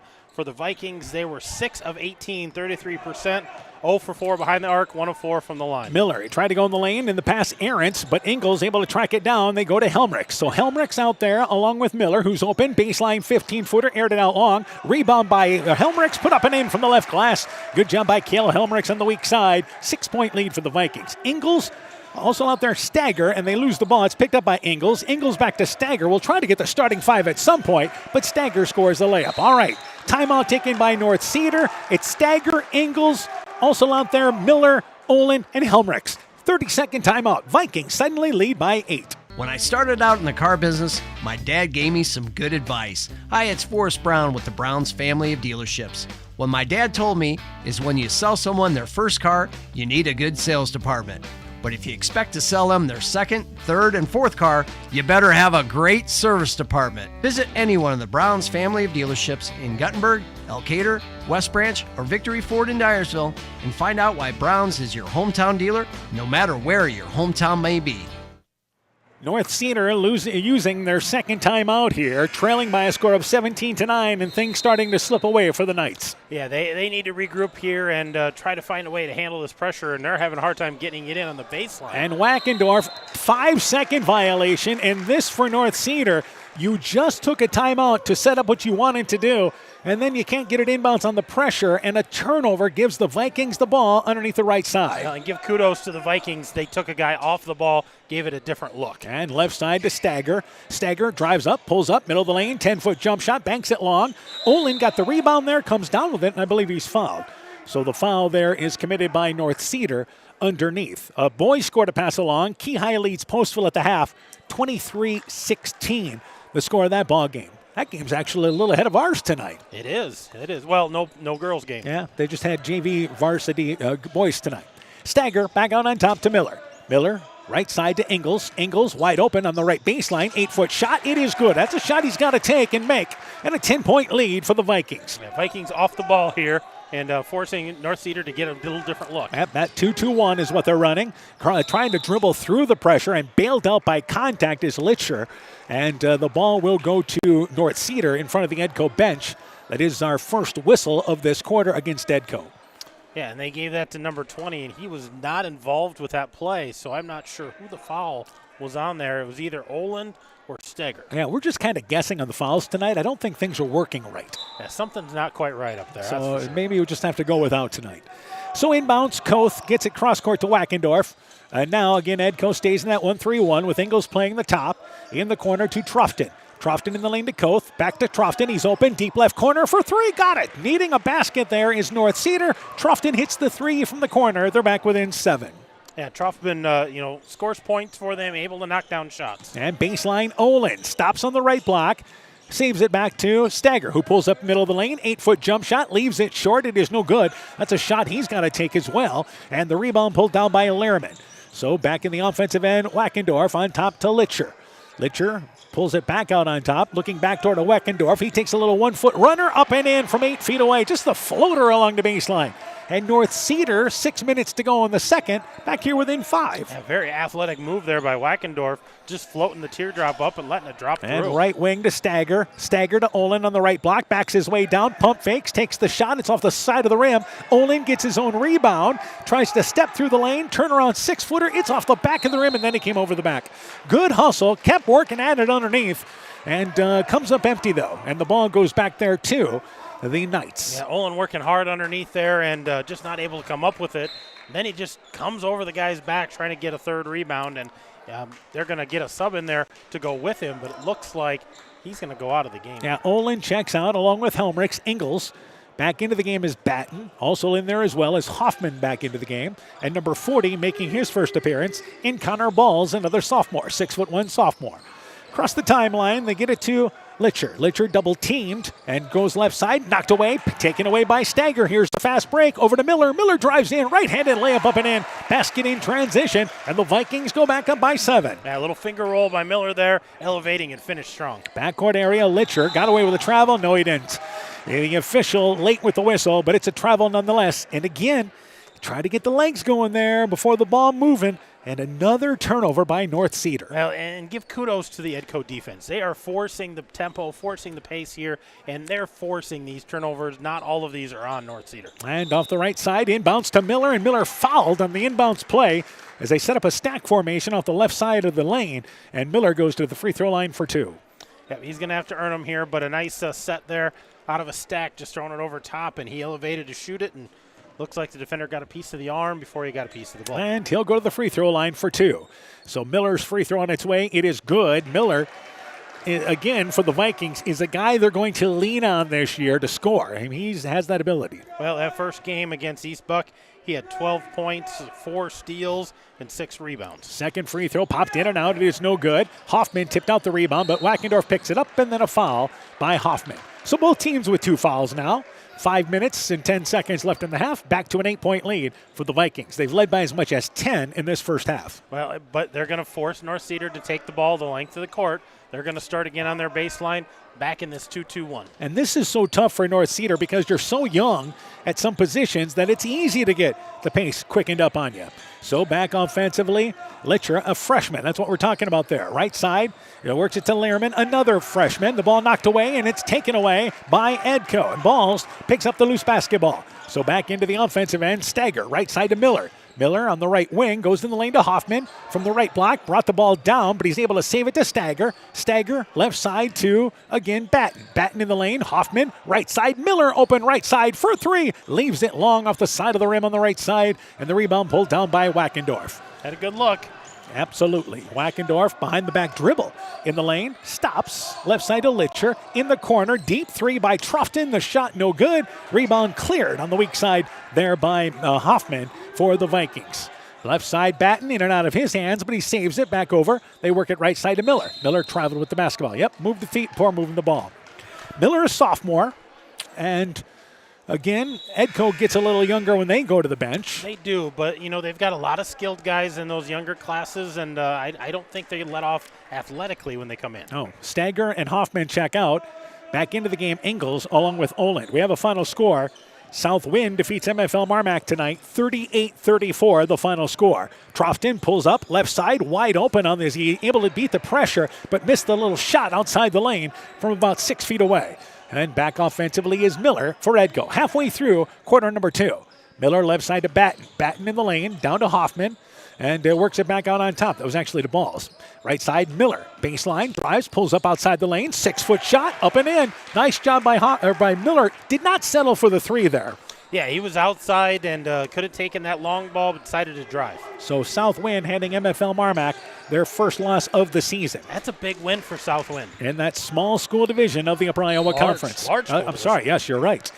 As South Wind was going to be on the small side, but with Postville, they decided to let Postville go to the small side with the numbers and the situation they have, and South Wind moved to the large side. So Stagger back in, Miller checks out, and we had a foul called on Miller on that play there. Well, it's taken off the board. Inbounds back to Lehrman. Lehrman back to the 2-3 zone, by the way, is Edco now. Right side, Wackendorf. Wackendorf brings it on top to Litcher. Litcher, again, left side, Troughton. And Troughton cut up in the corner.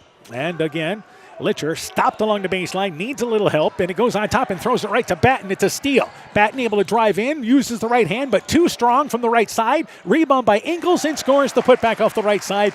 Good hustle by the Vikings in transition. Following up that play, it's back to a 12-point lead. They had 2 guys right there for that offensive rebound. And right side driving baseline is again Lehman. Tries to work it left side. That's Lehrman, I should say. Throws it out of bounds. And again, the Knights just out of control, and the turnovers continue to mount. Well, and this time it wasn't the full court, it was in the half court. Yeah. Drive on the baseline, looking to kick it out and just throw a bullet pass to nobody. And Vikings are going to try to take advantage here. Batten, by the way, checks out. Miller back into the game with the Vikings leading by a dozen. And Miller left side to Ingalls. Ingles in the lane to Stagger, back over right side to Miller. Miller drives baseline, takes it all the way to the basket, and fouled on the drive up there as getting a step by, at that time, Troughton going in right side. Troughton commits the foul. That's the second whistle against North Cedar, but Miller going up and fouled on the shot. He'll go to the free throw line for 2. It's the third foul on the Knights. Yeah, he's going to have to go earn these from the free throw line this time. They've got the foul up there against Wackendorf, so they put it up against number 3. Free throw by Miller. It is good. And it was Troughton who was the trailer on that. Now they changed it to number 22. So there's no number 22 on the court for North Cedar. Oh, I think 22 made the free throw, not the foul. Yeah. So, yeah. Maybe we're messing up buttons They're having some issues. because they keep the point totals here on the scoreboard. So maybe that's something. That's what we're watching is the point totals, the fouls. They're doing their best. Free throw on its way by Miller. It is good, makes them both. And now we've got a line violation. Do we have a foul? We've got a foul called on Edco. Stagger, I believe, is who's called for the foul. Yeah, they said the basket's good. They're going to call the foul on Stagger on the box out, I believe. So give him the foul, but it's not a bonus yet. So it looks like North Cedar's still going to take the ball out on the baseline. All right, 2:37 to go in our half, and 28-14 is our score. So backcourt area, they get it inbounds to, again, Troughton. Troughton left side, and he's fouled there. That's the fourth whistle against the Vikings. Reaching in was balls in the backcourt. Edco's good defensively, but the reaching there, they're getting themselves into some trouble. Well, and Connor Balls had the right idea to come up to that ball because it was a lazy pass, but he came with the right hand instead of crossed with the left. So the ball goes back to the Knights' backcourt area to Lehrman. Lehrman stepping through as Troughton beats the pressure into the offensive end. In the corner now is Troughton actually getting the feed from Wackendorf. So Troughton back out on top and right wing to Balls. Edco very active out of this 2-3 zone. Koth drives baseline, takes a fadeaway 8-foot shot, banks it in. Somehow got the bank at a tough angle off the right side, and they pull back within a dozen. And that was over the outstretched arms of Cale Helmrichs. And that's 6-7 arms, by the way. 2 minutes left in the half. Miller, just off the baseline area, is going to bring it back out on top to Stagger. Stagger and stopped to Ingles. Ingles right side to Miller. Miller in the lane, rolling right through his balls, lays it up and in. Running the half-court offense to perfection is the Vikings. They're up by 14. Yeah, that was beautiful. And here's a steal by Miller off the inbound. Miller to Stagger, shot 8 feet away, middle of the lane, it's up and in. And just like that, it's ballooned to 32-16.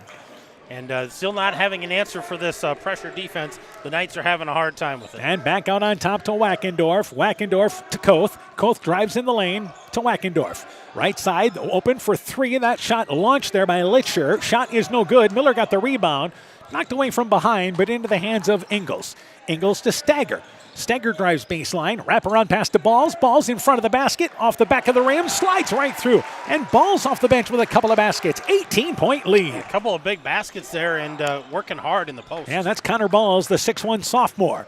Wackendorf offensively, so things getting away from the Knights in this second quarter. Right side, Litcher from the elbow, 15-footer. It is short, grazed the bottom of the net. Edco will let it go out of bounds. And suddenly we had a 4-point game at the end of the quarter, and this is now 18. Yeah, just getting away and the Vikings extending, getting a bucket, getting a stop, getting a couple of buckets and a stop. So it's getting away from the Knights quickly, and the turnovers are really starting to add up. Schroeder, by the way, back into the game for North Cedar as Lehrman checks out. Stagger gets a breather as Batten comes back into the game.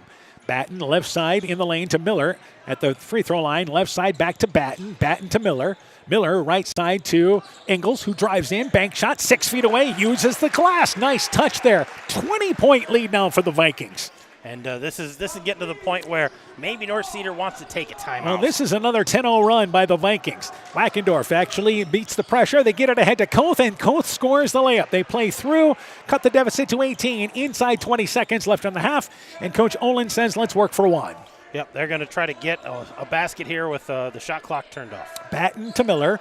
Miller left side. Batten drives in back to Ingles. Ingles middle of the lane. 8-foot shot leaves it short. Helmrichs the rebound. Uses that left hand up and in the closing seconds. And that's how the first half comes to an end. Vikings led by 4 at the end of 1. It's a 20-point lead at the half at 38-18.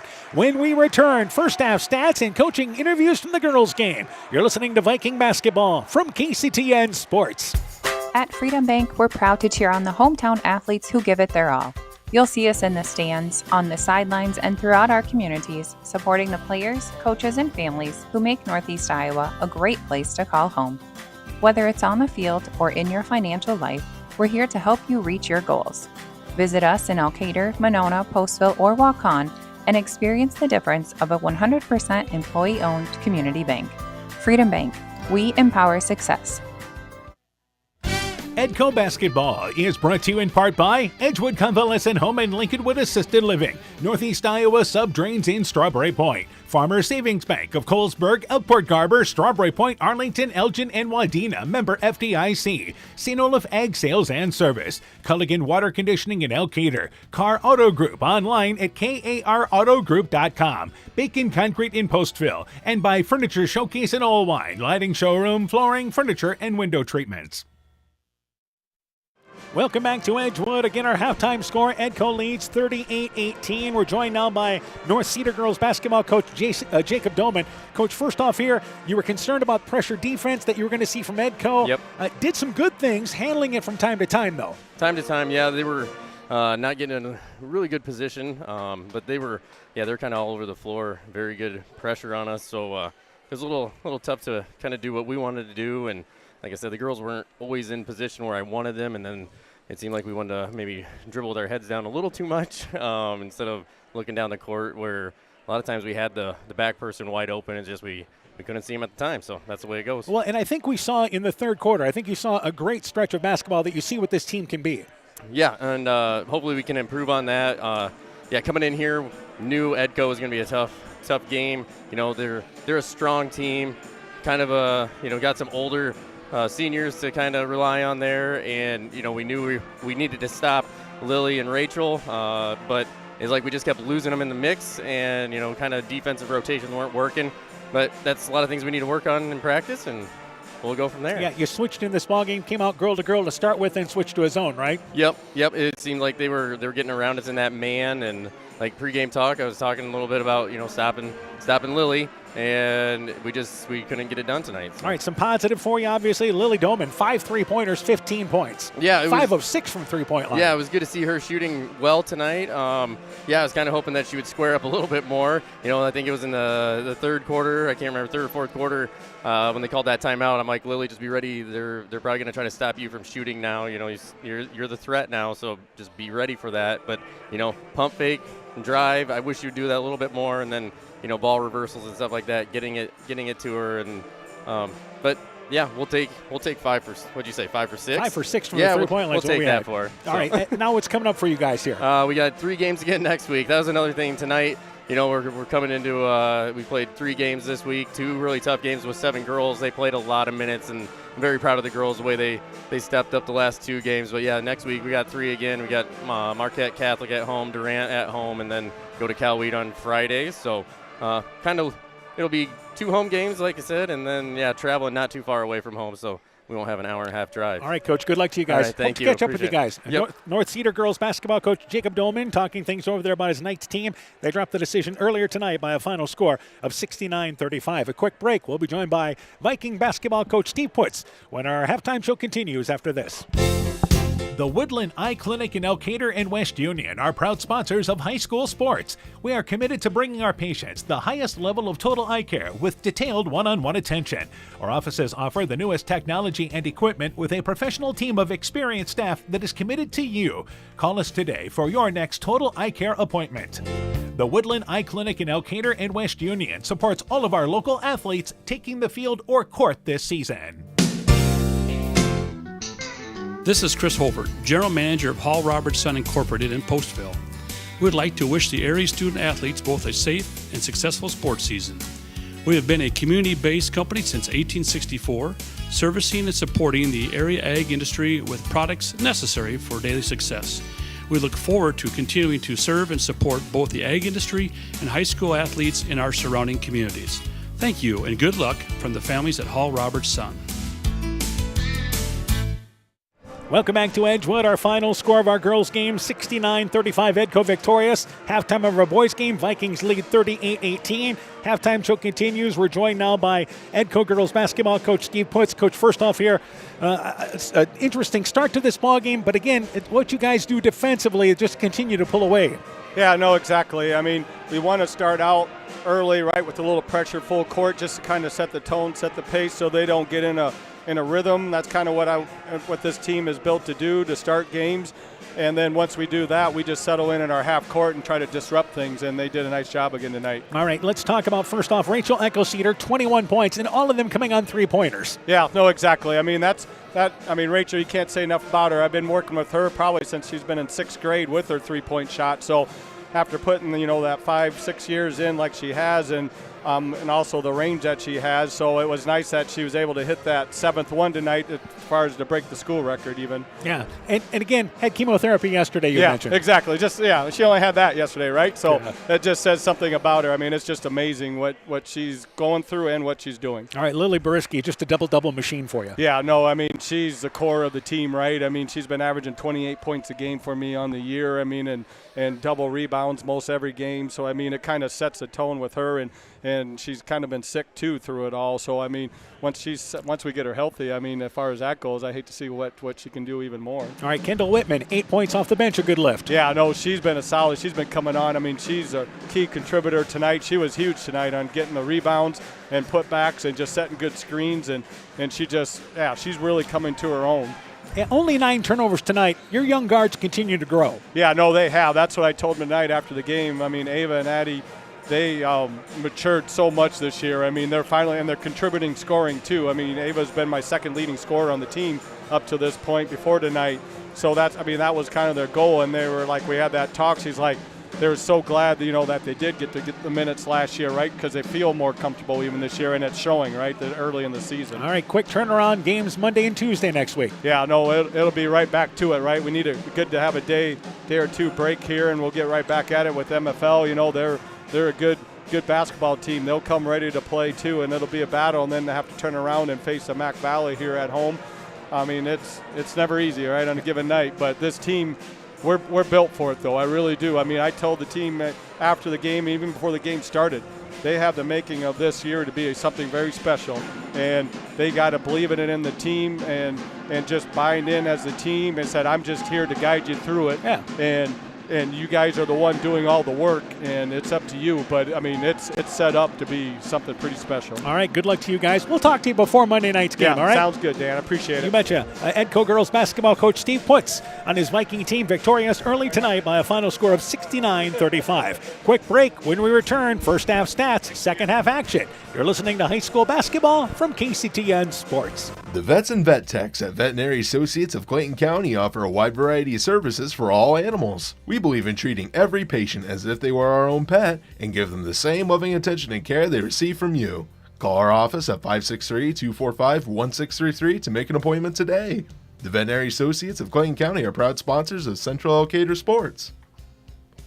Edco Basketball is brought to you in part by Blooms Flowers Gifts and More in Edgewood, J&J Land Solutions in Edgewood, Rockaway Appliance and TV, the home of quality service with the lowest price guaranteed in Prairie du Chien, Waukon, Decorah, and Viroqua, by the Loena Savings Bank member FDIC, and Norby's Farm Fleet in Northeast Iowa.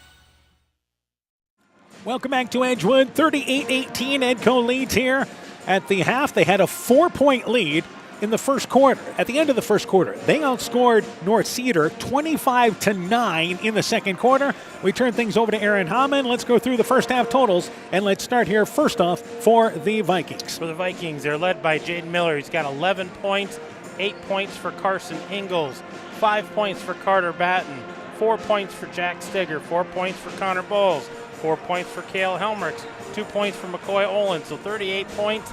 They shot 47% in that first half. 0 of 5 behind the three-point line, 17 of 31, which is good for 55% from the field, 4 of 8 from the free throw line, 50%, 6 turnovers, 5 of those in the first quarter. Yeah, they scored 49 points the other night. They've got 38 at the half. Totals for North Cedar now.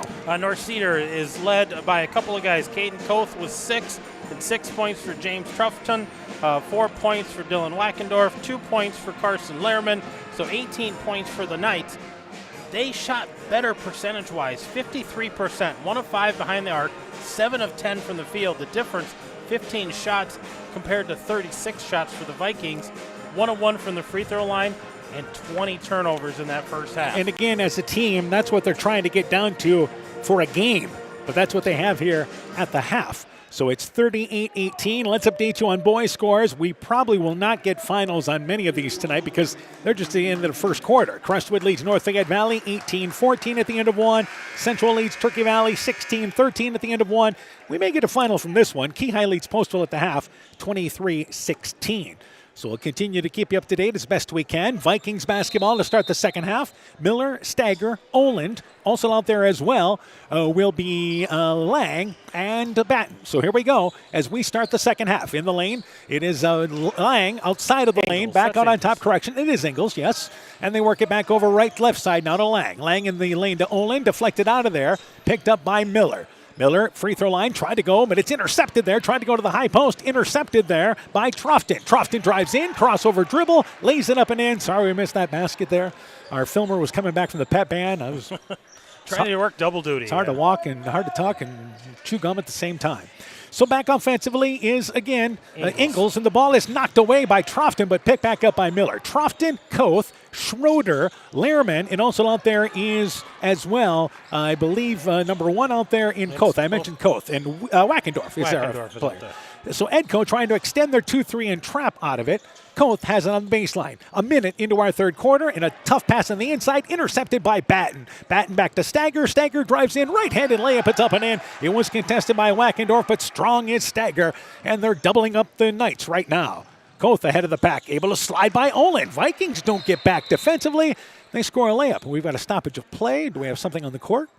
Yeah, we got some piece of garbage or something. Looks like a piece of paper there. A piece of paper from somewhere. I'm not sure where that came from, but they got her off the court. We'll reset here, and we've got a sub at the bench. So our first substitution of the second half will be Litcher brought back into the game, and checking out is Truffton for the Knights. Obviously for North Cedar, the second half of this ball game is, can we work our way back into it? We're down by 18. Can we somehow get back within 10, 12 by the end of third? Yeah, well, a quick 4 points and, a little more zip in their defense. So maybe they got some inspiration at halftime. And left side with Batten. Batten right side to Stagger. Baseline to Miller. Miller goes back in the lane to Lang. Lang able to slide by, flips it up underneath. Shot no good. Olin got the rebound, but stripped as he tried to go back up. Here is again Batten left side. Banks it long from the left side. Vikings had a couple of good looks. Yeah, Ingles had a good look and Batten had a good look.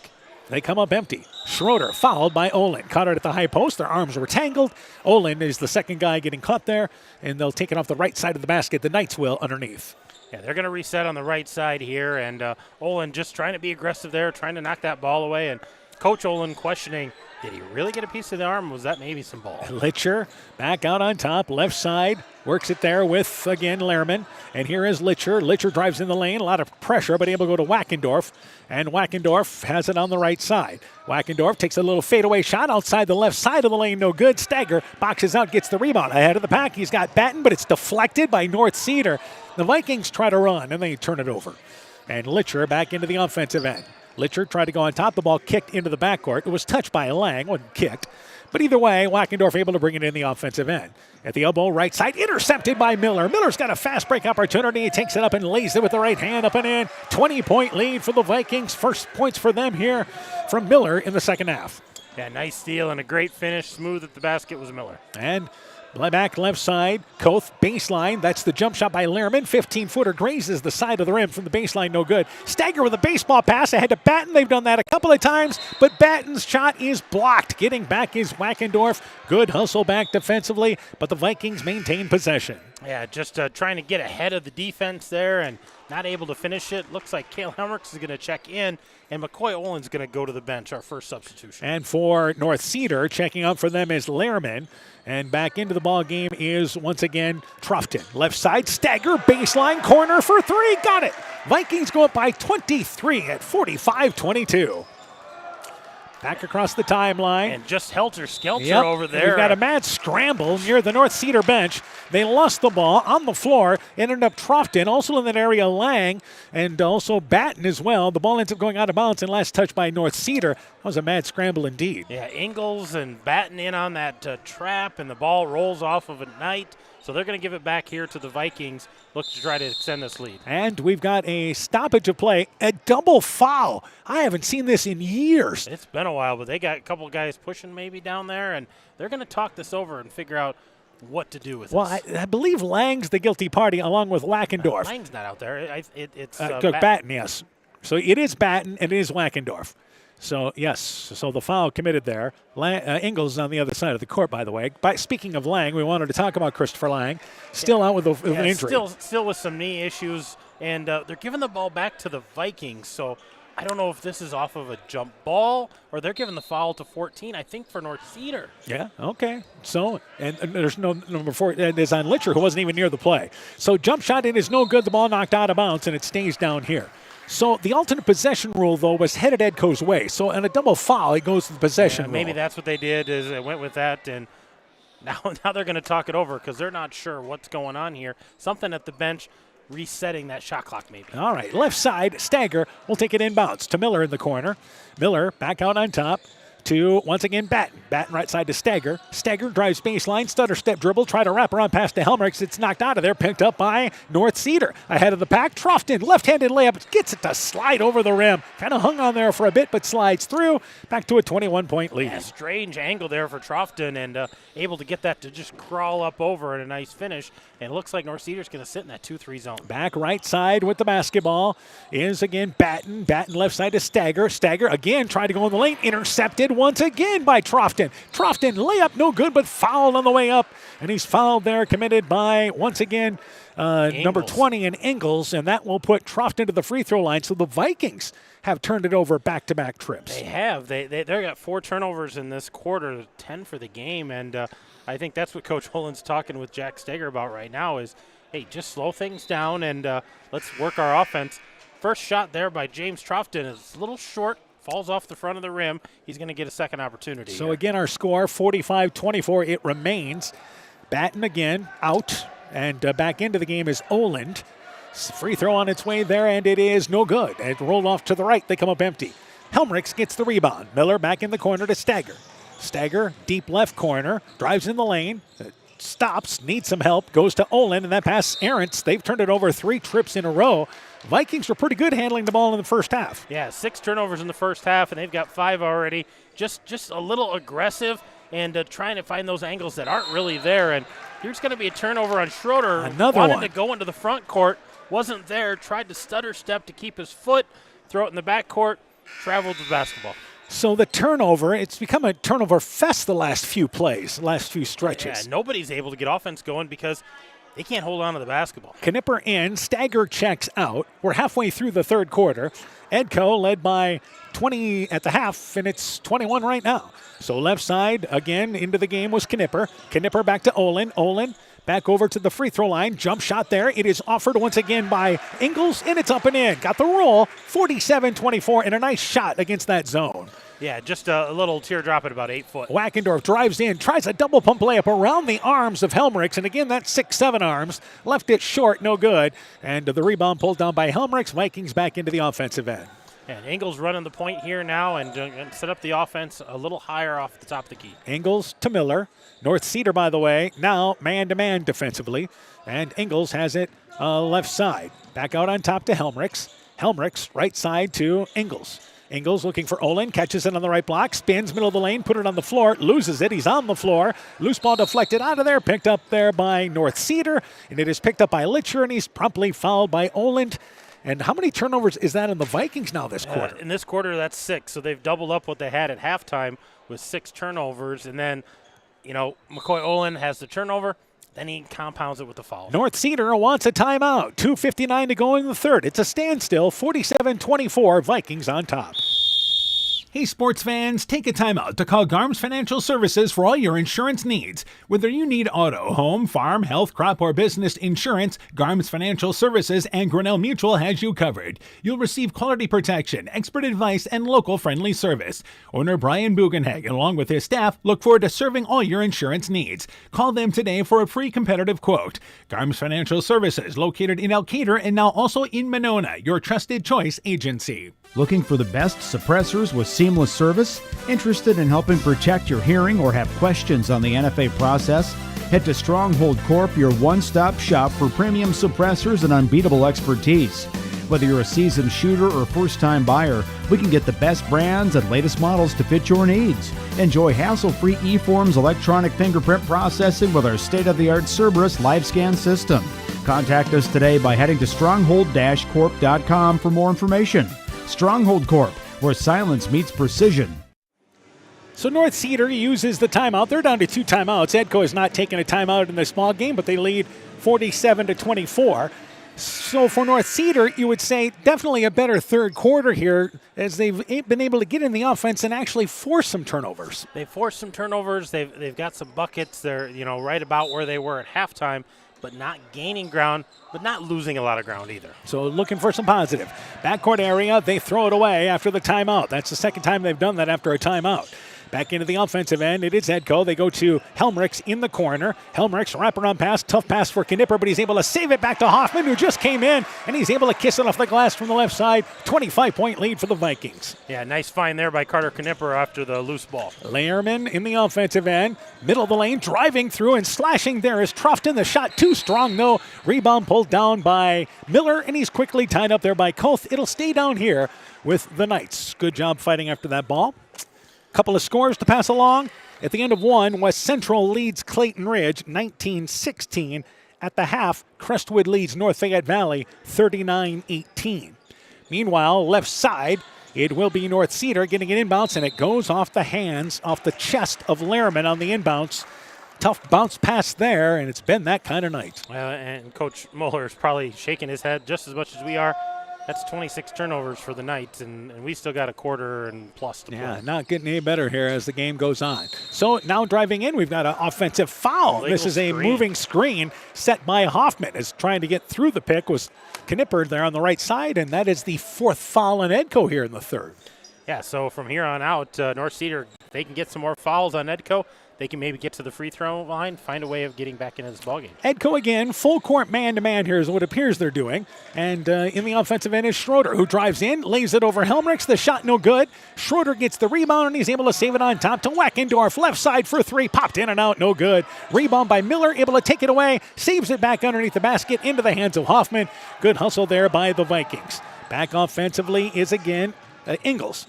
Ingles stops back over to Hoffman, on top to Miller. Inside 2 minutes left in the third. Another turnover. Miller throws it away. Driving in, Trofton. Double pump layup up and in. Nice athletic move by Trofton. 49-26. Turnovers plaguing the Vikings here in the 3rd. Yeah, this has been a bad quarter for them turnover-wise, just not valuing that ball. And offensively, left side to, again, Knipper. Knipper working it back out on top to Miller. Much better 3rd quarter by North Cedar in this game. Miller back out on top. And that is Ingles. Ingles loses the handle on it, and he's going to be tied up in the lane by Schroeder. It is a jump ball, but it stays down here. Another score. Central leads Turkey Valley at the half. 28-25 is the halftime score there. So a good ball game happening at Jackson Junction tonight. Yeah, good ball game there with those boys. Litcher into the ball game for North Cedar. Wackendorf checks out. Meanwhile, Batten has checked back into the ball game. Miller gets a breather. Ingles also checks out as Stagger comes back into the game. So inbounds, rolling to the basket is Hoffman. Bank shot, leaves it short off the right side. Helmrichs the rebound. His bank shot no good. Hoffman gets the rebound off the right. Goes up, but it's too strong on the muscle. 3 shots, point blank range, and the Vikings come up empty. And that's frustrating because you finally get a chance to get point blank shots and not able to knock anything down. Litcher in the corner. That is driving into the lane there is Koth, and he is tied up as he drives in the lane. But the Vikings reached in and commit their 5th foul. And North Cedar goes to the free throw line for 2. Yeah, it looks like Caden Koth, the sophomore, is going to go to the free throw line. One of their rebounders and one of their leading scorers. And a chance here to add on to his total. And again, This will be 2. Scoreboards, is that the 4th foul on Helmrichs? Nope, that's the point total. That's the point. Free throw good 4 by fouls Koth. on Hoffman out there. Yeah, all right. So he's getting worth his time on the court, and he'll check out as Balls comes back into the game for the Vikings. 59 seconds to go here in our third quarter. The Vikings led by 20 at the half. It's 22 right now. Second free throw by Koth. It is good. 49-28 is now our score. Balls back offensively in the corner to Stagger. Stagger drives in, jump stops, bank shot, leaves it short. Rebound by Stagger, put back, it is no good, but he's fouled. And again, the Vikings are going to be challenged offensively from time to time, and we are seeing that here in this third quarter. Yeah, they're just, keeping pace with what North Cedar's trying to do, but not able to extend and missing some shots here, not valuing the basketball. Definitely things that Coach Olin's going to have to talk to them about. They're going to work on. They got a busy week next week. They're going to want to clean those things Stagger's free throw, it is good, so it's 50-28. The Vikings had a shoot-around today. Again, I think they've got a lot of confidence what they can do defensively. I don't think that's an issue at all. But in some games, you're going to need to put the ball into the basket. Second free throw on its way there, it is good. The difference tonight, 2-1 shot attempts in the first half. Yeah, just out shooting them as far as attempts. Yeah. And now the North Cedar, full court pressure by Edco, 2-2-1. They throw it away. Trofton near side, try to catch an errant pass, and it goes back to the Vikings. 23-point lead, 49 seconds left in the third. 100 minutes to play here. Vikings going to reset on their own side here. And it will be Balls, a correction there. Taking it inbounds will be Knipper. Knipper to Stagger, blows by his defender, but he carried the basketball. Got a little extra step there with his speed, but the ball just couldn't keep up, and he carried it, and another turnover gives it back to the Knights. Yeah, that's been the story in this quarter is just turnovers. And here's another one. Trying to hold his pivot foot was the freshman in, once again, Learman. Turnover against the press, and it goes back to the Vikings. Have we in this quarter, do we have more points than turnovers? Yes. Okay. Yeah, we do. Helmrichs rolls to the basket, right side, and able to lay it up and in on the inbounds. Nice entry pass there for the Vikings. Back up by 25 points. Backcourt area, Lehrman. Lehrman, middle of the court. 2, once again, Trofton. Trofton left side, and Koth brings it back over along the baseline. Lehrman pulls up, 15-footer, left it short. Schrader the rebound, shot blocked by, that time Helmrichs, but a foul committed by Helmrichs. Where are we at turnover-wise in this quarter? For the Knights, they are at 8 turnovers. For the Vikings, they are at 10 turnovers. All right, and Edco has scored 15 points this quarter. Yeah. North Cedar has scored 10. They're keeping pace. They're keeping up, that's for sure. And the second free throw being eyed here, actually the first free throw being eyed by Schroeder. It is good. 53-29, 22 seconds left here in our third quarter. Hoffman back in. Helmrichs checks out. Well, one thing we do have to remember, North Cedar did have a game last night, so, maybe some tired legs. They don't have a lot of bench, but boy, oh boy, that's a lot of turnovers to fix. Second free throw, good. 53-30 now our score. And Batten quickly in the offensive end of Stagger. Stagger drives in, gets to the right side of the basket, banks it up and in. Boy, that speed evident there. Cutting across the lane. 25-point lead for the Vikings.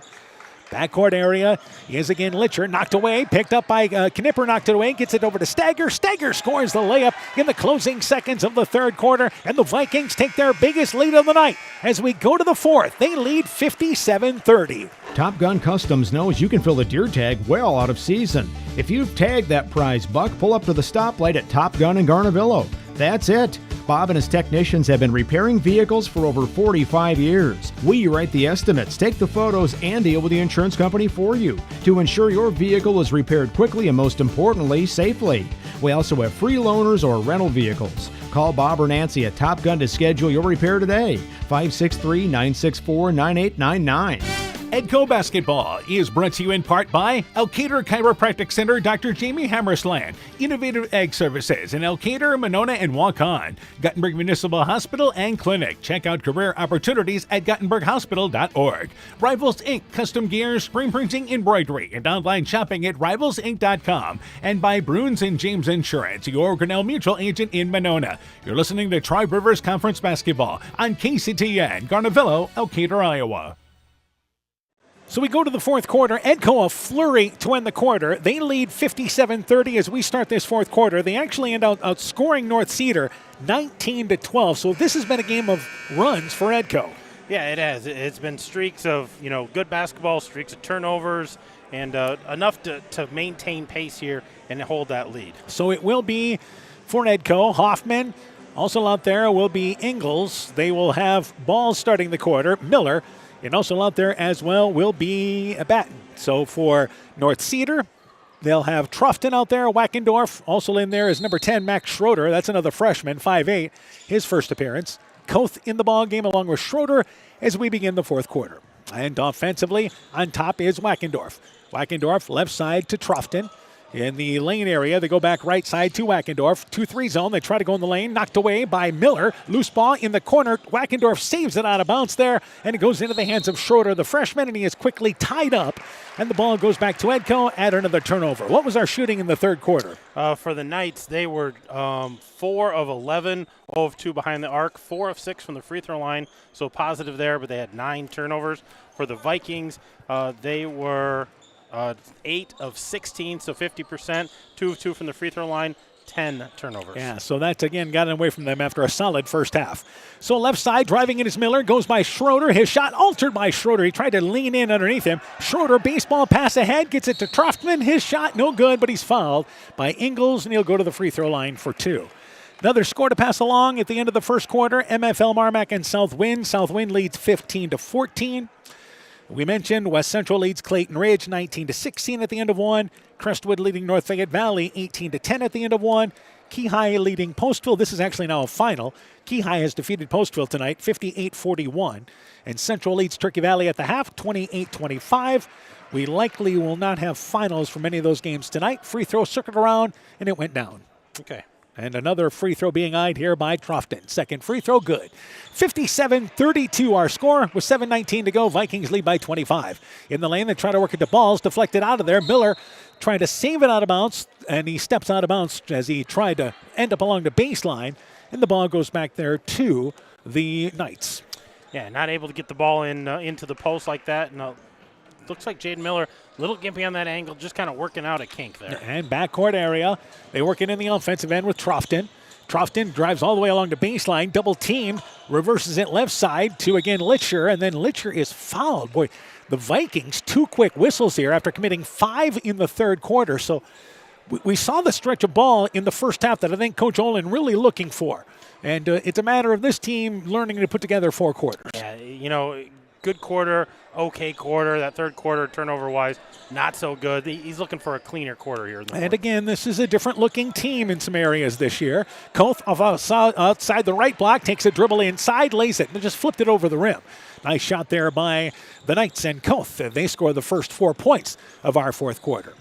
Offensively, Ingalls on top to Miller. Miller in the lane to Balls. His shot from the right block up and in. Strong move there by Connor Balls. In addition, off the bench, back to a 25-point lead. And Balls having a nice night. Had 4 points there in the second quarter. A quick 2 points here in the fourth quarter. A backcourt area is, again, Troughton. Troughton left side, driving into the lane. They work it right side. That's the young freshman Schroeder. Takes an off-balance shot. Actually hit the side of the backboard. That's number 10 in Max Schroeder. Shot no good. And here is Edco back into the offensive end. This is going to be the story for North Cedar this year.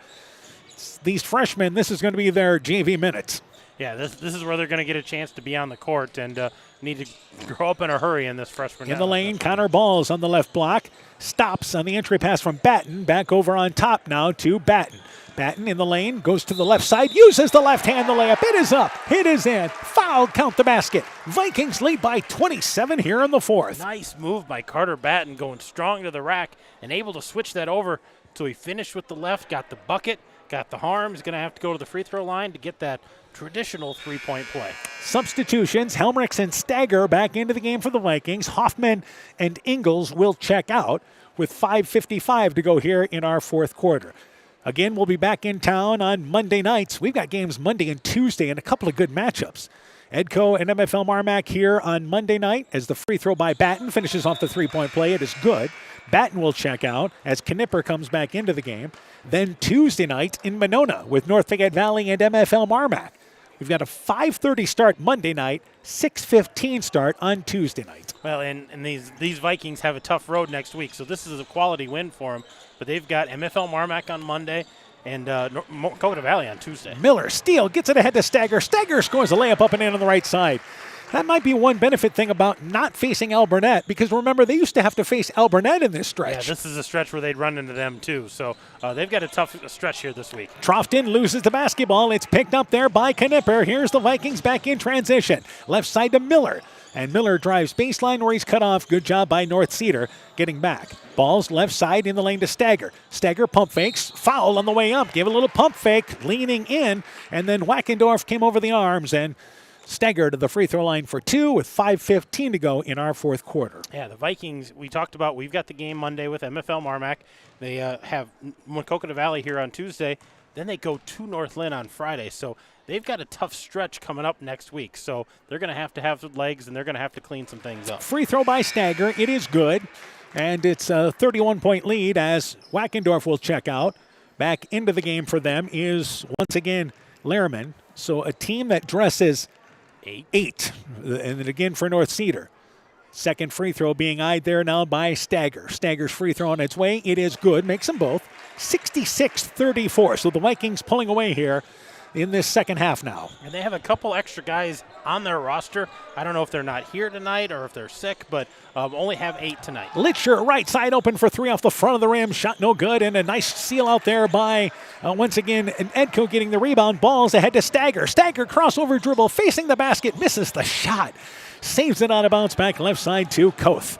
And you love the athletic move there, but just strong. Koth takes it the length of the court, drives in, little one-handed floater, no good. Rebound pulled down there by Schroeder, the 5'8 freshman, who tried to flip it up over the 6'7 Helmrichs, and it ends up out of bounds, swatted away.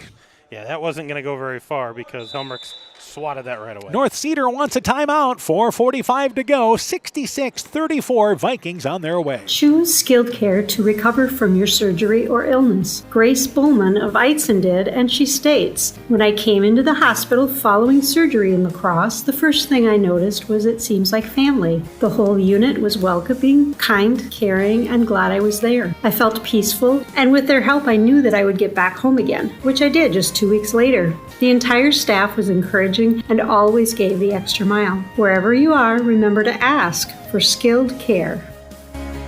Exceptional caring people, Veterans Memorial. Inspiring changes to a happier, healthier you is what we do at Clayton Drug. We are committed to helping you achieve the highest quality of life possible. We are a full-service pharmacy offering services such as med packing to your home or mail delivery and online prescription refill. We also offer a cash pricing program on name brand and generic prescriptions. Call 563-245-2530 to find out more. Clayton Drug, connecting the communities of Elkader, Strawberry Point, and Sumner to serve us all in between. 4:45 to go here in our fourth quarter. Edco on their way, 66-34. Knights still have a timeout to use. Edco has not used a timeout.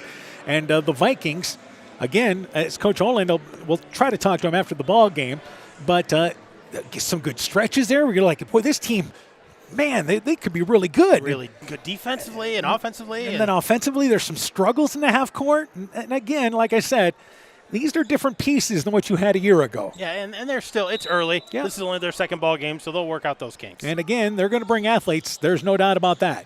Inbounds, so they work it in the lane to Lehrman. Lehrman back over to Schroeder. Schroeder, the big man behind the back dribble. Lehrman tried to go back in the lane, intercepted there by Helmrichs. And across the timeline is Knipper, left side to Miller. Miller behind the back dribble. Into the game for Edco during that break. Number 32, Dace Arthur, a 5'10 sophomore. And Edco will figure to go into their bench a little deeper. Arthur at the elbow, back out on top to Miller. And Miller kind of directing things on top. Goes off a pick, covered, left side. And off a pick this time is Arthur. Arthur covered at the elbow. On top to Miller. 10 seconds on the shot clock. We haven't said that very often tonight. Miller back out on top. Arthur thought about the three. In the lane, goes to Balls. Balls post-up shot blocked out of bounds. There's 1 second. Nope, the shot clock goes off. I think they're going to put 1 second back on the shot clock. Yeah, they're going to give them one, but this is going to have to be a touch shoot right here. And it will be Miller checking out. Ingles back into the ball game for the Vikings. So a quick inbounds pass here. They throw it to Helmrichs, who catches it. The shot is up. It's good, but it should have been waved off. They didn't start the shot clock. He caught it and actually regrouped and then went up for the shot. He missed it anyway. There was no time for them to do that. So that's going to be a turnover shot clock violation. There might not have been time with 3 seconds on the shot clock. So back into the offensive end. Schroeder has it. Right side to Lehrman. Lehrman to Litcher. Left side now here again with Max Schroeder. Max Schroeder cut off on the baseline. And back over to the free throw line area with Koth. Koth working things around offensively. They'll set up here on the right side with Lehrman, who drives baseline. Wraparound pass, able to get left side to Max Schroeder. Litcher has it left side. So you've got some freshmen really contributing on the court right now for North Lynn. And driving in Schroeder, takes the shot, blocked there again emphatically by Helmrichs. Back in the offensive end, Arthur slides in the layup. It is up, it is in. Foul, count the basket. And the Vikings lead by 34. Dace Arthur into the scoring column. Oh, the block by Helmrichs, and then getting out and going was Dace Arthur, finishing strong at the basket, gets the bucket, gets the foul. This free throw here would make it a moving clock with 3:19 to go in the fourth. It would, and we've got a little deeper into our bench. We've got number 34, Nick Eulenkamp, into the ball game, number 52, Keegan Stelkin, number 54, Brady Tyne, all for the Vikings. And checking out is Balls, along with Engels, and also Batten. Check out Stagger has left the ball game as well. Free throw there. By the way, Nick Eulenkamp has also checked in. Free throw, it is good. The clock will be moving for the final 3:15. So they went to the bench, and here's a steal. It's by Knipper. Knipper drives in, misses the layup. Arthur the rebound, put back up and in. Dace Arthur off the bench, 5 quick points. 3-minute mark, and the Vikings are going away here in the finale. Yeah, just playing hard, and these guys off the bench, they don't let up. They're not any slower, that's for sure. And left side, they work it in the offensive end for North Cedar into the game. Number 21, Cameron Carney. That's another freshman. They throw the ball, actually have it knocked away out of bounds by Edco. Yeah. So everybody getting to play for what looks like maybe both these teams tonight, huh? I think both benches have been totally emptied. Yep. So it will go to North Cedar off the left side of the basket. And it will be Koth taking it out of bounds. Koth is 6'1", and he's only a sophomore. So lots of youth on the court right now for North Cedar. And Litcher, right side along the baseline. And they'll work it over to in the lane now to Koth. Koth brings it to the free throw line, takes an off-balance shot. No good, but he's fouled on the way in. And the foul committed by Keegan Stelkin. And heading to the free throw line there is, again, Koth. You know, some of these kids for Edco are going to play JV. That's a pretty decent JV team. Yeah, that's some athleticism, some, strength, some size for sure. Koth's free throw, it is good. Clock stops, of course, with a foul, or if we get a timeout, or God forbid, an injury. 71-35 now is our score, though. And the second free throw being eyed by Koth. Free throw on its way. It is good. Hit the front of the rim, rolls to the back. 71-36 our score. Right side, they go in the lane. Arthur does. And right side, the shot launched there by Stelkin. It is blocked and it goes out of bounds. It'll go back there to Edco off the right side of the basket. So let's see if we can get some of these subs in the scoring column for the Vikings. Absolutely. See if we can get a basket and somebody into the score. Arthur rolling to the basket. Left side, taking the shot underneath is Stelkin, but the ball hit the bottom of the rim, and then Edco commits a foul. Now our clock stopped there, but it should be moving because it should be moving because it's not the fifth foul. And let's move that, and let's not get into the bonus, huh? The clock isn't even going yet. Now it finally is. Let's get that going. All right, yeah. We don't need to be here any longer than we have to. In the lane is Koth. Koth outside of the lane, left side to Lehrman. And they work it back right side to Carney. Carney, again, North Cedar trying to get some of these kids in the scoring column. Koth picks it right side. Lehrman open, right corner for three. Short off the side of the rim. Ball goes out of bounds. 90 seconds and counting in our fourth quarter. Vikings are going to go to 2-0 on the season. North Cedar is going to drop to 1-2. So the Vikings here, good starts facing their Tri-Rivers opponents. Offensively, back out on top. They work it with, again, that is Eulenkamp. Eulenkamp left side. Meyer misses the shot. Correction, Stelkin rolled to the basket off the left side and just missed the driving layup. Back over right side, Max Schroeder. And high post area to Koth. Shot blocked. It's altered there by, once again, Stelkin. And the loose ball kicked out of bounds. Goes off the foot of Arthur near the sideline. Inside a minute to go. And it will be North Cedar taking it out of bounds in their offensive end. Yeah, we've got a lot of youth out there, a lot of young guys getting some playing time here at the varsity level. But for Edco, at least, this is a good-looking squad that might play some JV. And here's another steal. Ahead of the pack is Knipper, and he scores the right-handed layup. So the Vikings with a steal. It was, again, Stelkin with the steal. And we're inside 30 seconds to go. And the Vikings impressive right now, 37-point lead. High post area, Max Schroeder. Schroeder right side to Batten. That's Carney. Got to take that shot. He's open there, huh? Absolutely. Works it back to, again, Lehrman. Lehrman back to Carney. The ball goes out of bounds and off the hands. Last touch there by Lehrman. They stop the clock again for some reason with 15 seconds to go, and now it goes once again. Inbounds to Arthur. Arthur walks it across the timeline. This should bring the game to an end, and it does. The Vikings only had a 4-point lead in the first quarter, but a dominant second quarter put them up by 20. They win going away. Edco 2-0 in the season. They win by a final score of 73-36. North Cedar drops to 1-2 on the season. So again, 73-36 Vikings victorious. Post-game stats, coaching interviews coming up. You're listening to high school basketball from KCTN Sports. Hi, this is Cody from Torkelson Motors in Elgin and Waukon. At Torkelson Motors, we believe that student involvement in activities is a great way to help grow our communities, and we are proud to help sponsor this game for your enjoyment. We've been serving Northeast Iowa since 1926 and appreciate the business that our customers have given us and the support they provide to our area schools and communities. So the next time you are in need of a new or used vehicle or a repair, stop into Torkelson Motors. We've been selling cars the old-fashioned way with a friendly smile and a handshake right here next door in Elgin and Waukon. Being good at life means getting your finances in order so you can focus on the moments that matter most. With over 175 years of experience, New York Life Insurance Company offers insurance and financial solutions you can benefit from while you're well living. For trusted guidance, contact your local agents, Andrew Reimer or Troy Springer with your Vision Financial Group, proudly located and serving the beautiful Guttenberg community. Call Andy or Troy at 563-252-2471. Start planning today for peace of mind tomorrow. Your Vision Financial Group is not owned or operated by New York Life. Combine strong winds with icy conditions and you have a winter storm recipe for downed power lines and outages. Get prepared now. Put together a kit to help keep everyone safe and warm during a winter storm emergency. Have extra blankets handy and stock up on water, flashlights, non-perishable food, essential medicines, and more. Your electric cooperative cares about keeping you safe. That's the power of human connections. Alameda Clayton Electric Cooperative, your touch-tone energy cooperative. When making up a to-do list, don't forget to include servicing your car at Edie's AC Delco Service Center in Garnavillo. Your car should have the best care, and Edie's will make sure of it. Stop in or call 964-2186 to make an appointment. Tires worn out? Well, Edie's can replace them. Need a tow? Call Edie's at 964-2186. Kay, Lynn, and Todd invite you to stop by and fill your car's tank with fuel at Edie's AC Delco Service Center in Garnavillo. Edie's open 7 a.m. Mondays through Saturdays. Alpine Communications believes connected communities become thriving communities. We are the local telephone company that became a 21st century communications provider. Alpine provides internet, television, cellular security, and telephone too. We promise personal, timely, reliable service from people who live here.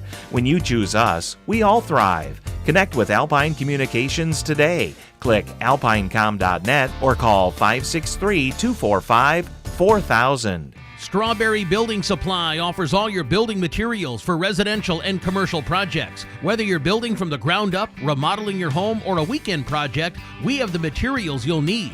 We are an authorized Milwaukee dealer for all your Milwaukee tools. Strawberry Building Supply also has everything you'll need for your pets and livestock.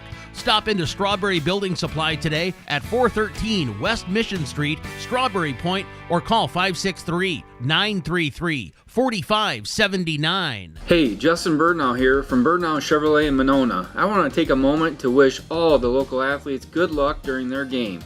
You have worked incredibly hard and it shows during each game. Myself and the entire Birdnow Chevrolet Monona team is wishing you all that you do your best and good luck. Over the past years, Central State Bank has invested in numerous programs and organizations dedicated to the education and enrichment of young people in our area. Athletics and the arts, vocational education, and youth club activities. Because Central State Bank is more than a bank, we're your neighbors, your relatives, your friends, your business partners. And these kids represent the future of our community. Trust your finances to a bank that invests in you. Central State Bank, member FDIC. Welcome back once again to Edgewood. It is Edco victorious tonight over North Cedar in our boys game, 73-36. Let's update you on the boys scores. Keyhigh has defeated Postville tonight 58-41. The rest of these games are at the half, and we will not likely have final scores for you. But Clayton Ridge leads West Central at the half 29-28. Crestwood leads North Fayette Valley at the half 39-18.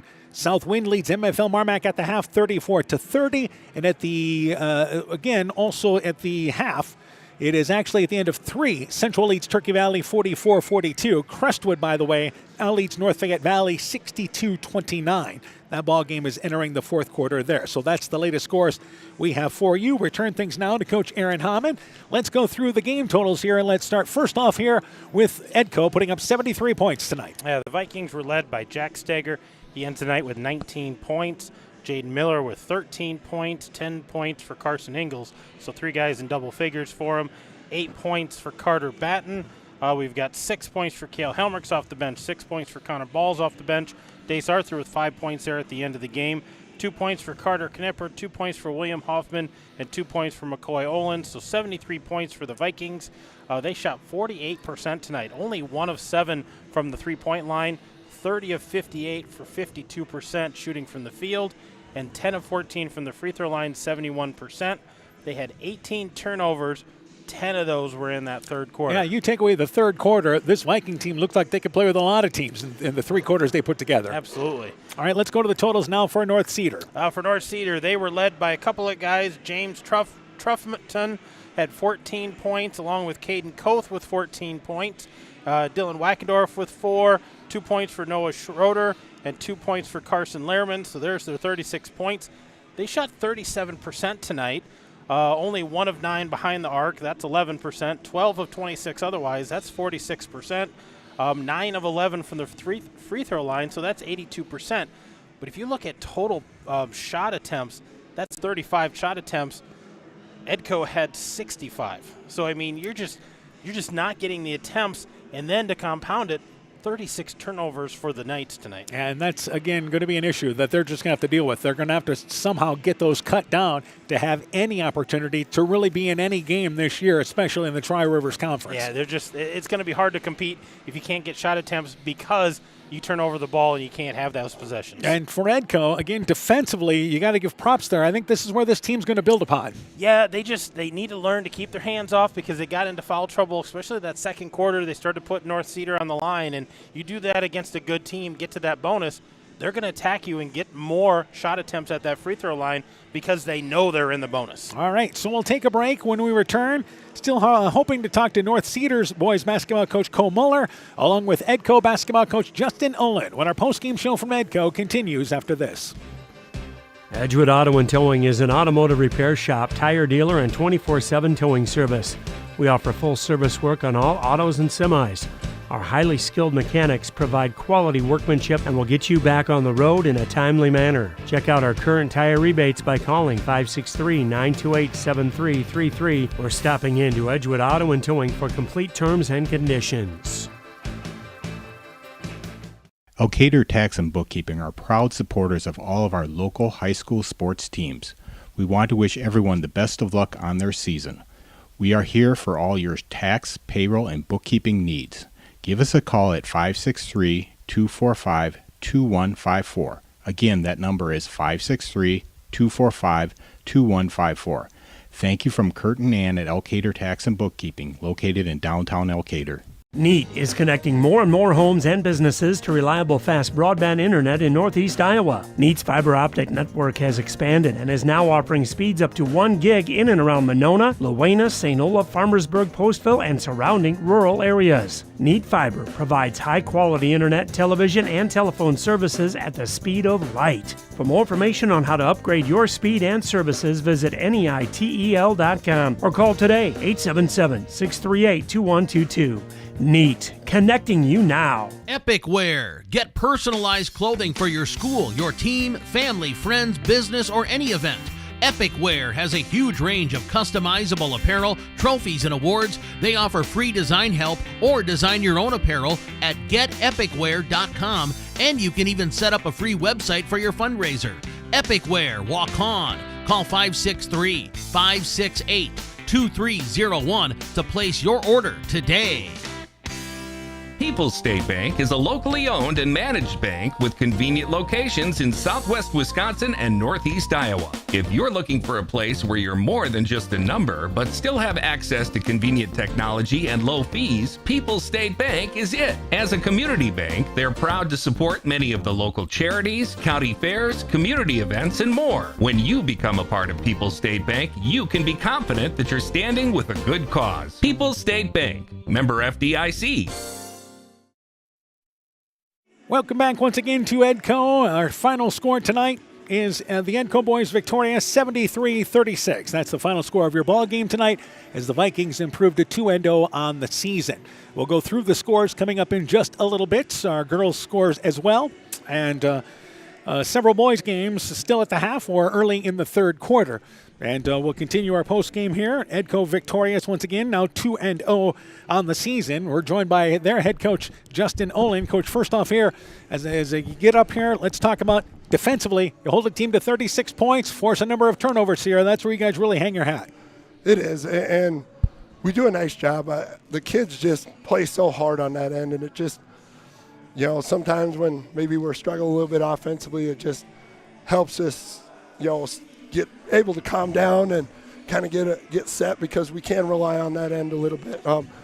Once we kind of settled in, they did a really nice job of finding each other, and I thought we were super balanced tonight on the offensive end and like the defensive end. Our pressure, I think, eventually kind of warmed down, and we started moving our feet better instead of reaching and giving up fast break.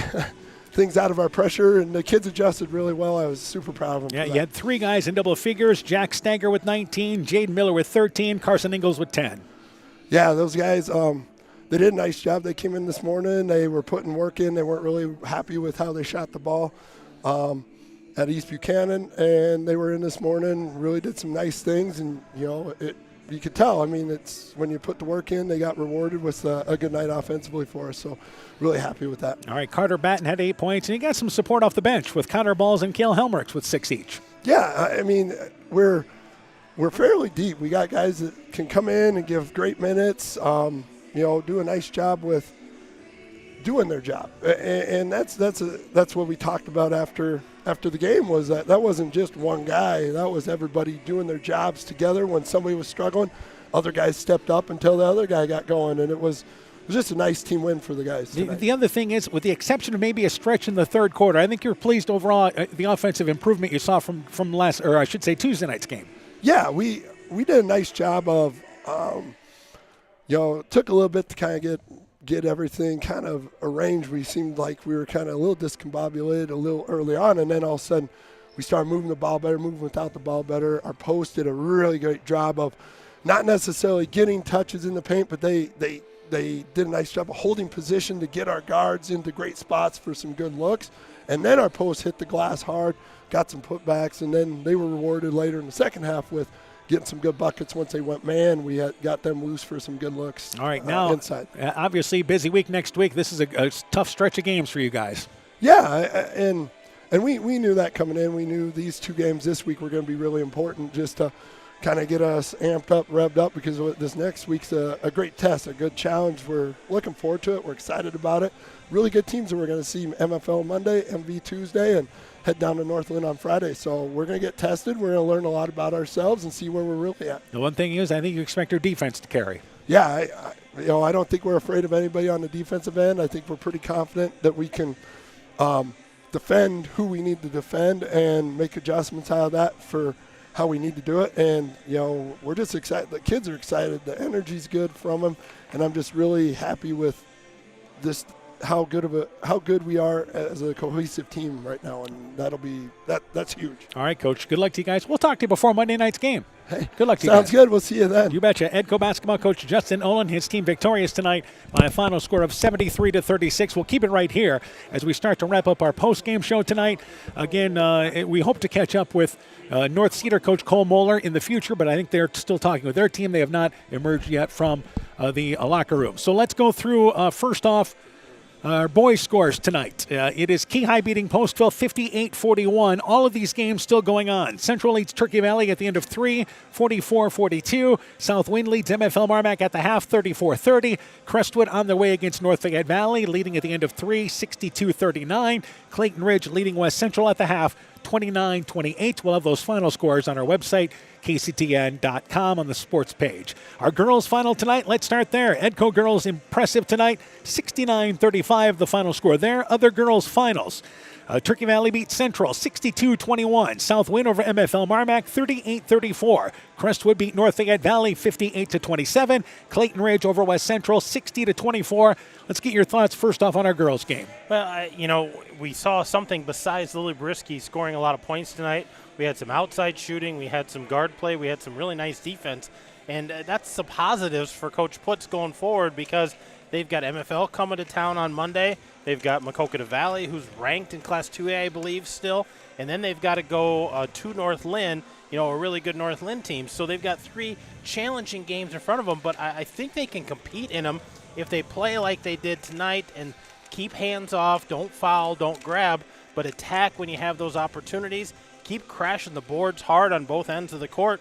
It's a tough ball team, to guard when you're trying to put so much attention on Brisky, and Edgar Cedar lights you up for a bunch of three-pointers. Yeah, she set a school record tonight with 7 3-pointers. For North Cedar, part of the learning process. I still think you look at this going, we had a really successful week number 1, finishing this week 2-1. So good luck to North Cedar the rest of the year. Yeah, absolutely. All right, now in our boys' game tonight, again, Edco victorious 73-36. Outstanding defense for the Vikings tonight. Certainly an improving offense. Yeah, the offense is coming. I think Coach Olin's going to talk about that third quarter with them of, hey, we can't take a quarter off when it comes to turnovers and taking care of the ball.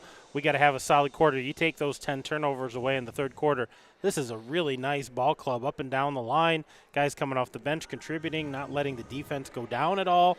It sounds like maybe had an injury tonight. They're going to evaluate that and see how that is. But hopefully they bounce back on Monday and come ready to play with a 2-0 record against the Bulldogs. And for North Cedar, again, their problem had been turnovers.